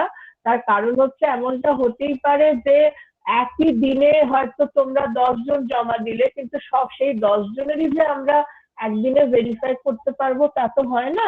এত রকমের স্কলারশিপ, প্রচুর ফর্ম জমা পড়ে, সেজন্য একটু ধৈর্য ধরবে। তারপরেও দেখো তোমাদের মেসেজ এসে গেল যে ইনস্টিটিউট লেভেল থেকে হয়ে গেছে, তারপরেও দেখছো অনেক দিন হয়ে যাচ্ছে, সবাই পাচ্ছে, তুমি পাচ্ছ না, তখন আমার সাথে যোগাযোগ করো। কিন্তু 1-2 দিন হয়ে গেলেই ছটফট করো না, একটু সময় দেবে, তারপরে আমাকে জানিও, তাহলে আমি কথা বলে দেখবো যে কেন টাকাটা পাচ্ছ না। এরকম অনেক সময় হয়তো ব্যাংক ডকুমেন্টস এর প্রবলেম, নানা রকম প্রবলেম থাকে, তখন সেটা আমি সলভ করার চেষ্টা করব। ঠিক আছে? আর আর কারোর যদি কোনো প্রশ্ন থাকে, তোমরা আমাকে তো সবসময় পাবে, আমার সাথে তোমরা আলোচনা করে নিও। ঠিক ম্যাম আছে? 3 তারিখ কি অফিস খোলা থাকবে ডকুমেন্ট জমা দেওয়ার জন্য? হ্যাঁ হ্যাঁ, থাকবে, নিশ্চয়ই থাকবে। আচ্ছা ম্যাম। ঠিক আছে, সকলকে happy new year, thank you. Happy Thank new you year very ma'am, much. Thank you. Thank you, ma'am. Okay. So next, thank you Devasree for your excellent and very informative lecture. Next, I would like to hand over the session to Shravana madam. Shravana di acho? Thank you, Shrikantada, and thank you both of our presenters, Professor Devasree Datta and Professor Joydeep De, for their wonderful and very informative session. Sir, আপনি কি কিছু বলতে চান আমাদের স্টুডেন্টদের উদ্দেশ্যে? Principal sir, যদি আপনি কিছু বলেন আমাদের স্টুডেন্টদের জন্য। না, তোমরা কলেজে তো সবসময় এগুলো পাবে। আমাদের আবার একটা অ্যাওয়ারনেস ক্যাম্প আছে, সেখানে প্রশ্ন করতে পারবে। সবথেকে বড় ব্যাপার, আমি যেটা তোমাদের বলতে চাই, তোমরা অন্য স্টুডেন্টদের বলে দেবে যে ডকুমেন্ট গুলো জমা দেবে, অর্থাৎ ইনকাম সার্টিফিকেট একজন জিজ্ঞাসা করছিল। ইনকাম সার্টিফিকেট নিতে গেলে তুমি ধরো সেলফ এমপ্লয়েড যদি হয় তোমার বাবা বা কেউ, তোমাকে মিউনিসিপ্যালিটি চেয়ারম্যান বা কোনো বিডিও এরকম অথরিটির কাছ থেকে লিখে আনতে হবে যে আমার বছরের ইনকাম 2.5 লাখের কম, এরকম কোনো একটা অথরিটির কাছ থেকে লিখে আনলে হবে। প্রধান, পঞ্চায়েত প্রধান, এরকম একটা অ্যাপ্রোপ্রিয়েট অথরিটি যা চাইছে ওখানে, এইটা হচ্ছে ব্যাপার। আর আমাদের এমনি বিভিন্ন এতে কলেজেও লেখা টেখা থাকবে, অ্যাওয়ারনেস ক্যাম্পও হবে, সুতরাং কোনো অসুবিধা কিছু নেই। তো তোমরা যে ডকুমেন্ট গুলো জমা দেবে সবসময় কি করবে, তার একটা হোয়াটসঅ্যাপ বা কপি রেখে দেবে, যাতে করে ছবি তুলে রেখে দেবে, যাতে করে যদি সেটা হারিয়ে যায় বা কোনোভাবে মিসপ্লেস হয়ে যায়, তোমরা সেটা আবার জমা দিতে পারো। যেমন বারবার তো তুমি ধরো মিউনিসিপ্যালিটি চেয়ারম্যানের কাছে সার্টিফিকেট নিচ্ছ, সেটা তুমি করতে হবে না। সুতরাং তার একটা ছবি, তার একটা করে রেখে দেবে, যাতে করে সেটা তুমি কোনোভাবে মিসপ্লেস হলে আবার তোমার কাছে চাইলে তুমি জমা দিতে পারো। এই সবাইকে বলে দেবে। প্রথমে অরিজিনাল ইনকাম সার্টিফিকেটটাই দিতে হবে, কিন্তু কোনোভাবে যদি মিসটেক হয়, একদম লাস্টে চলে আসে, তখন স্যার যেটা বলছেন, তখন একটা কপি থাকলে আমরা সেটা থেকেই ভেরিফাই করতে পারবো। হ্যাঁ, ঠিক আছে। তো আমি সবাইকে ধন্যবাদ জানাচ্ছি। Thank you, sir. Again, I would like to thank all the presenters for their wonderful session. আমার মনে হয় এখানে যারা পার্টিসিপেন্ট স্টুডেন্টসরা আছে তারা প্রত্যেকেই উপকৃত হয়েছে এই দুটো সেশনই। যারা টিচার ছিলেন দুজনই খুব লুসিডলি এবং খুব ডিটেইলে তোমাদের সমস্যা বা তোমাদের এই বিষয়গুলো সম্পর্কে ওনারা আলোকপাত করার চেষ্টা করেছেন। কাজেই thank you both of you, Debashree and Joydeep, once again. Finally, I would like to close this webinar now. Lastly, I would like to thank all the participant students for coming here and joining the webinar successfully. Thank you, everyone.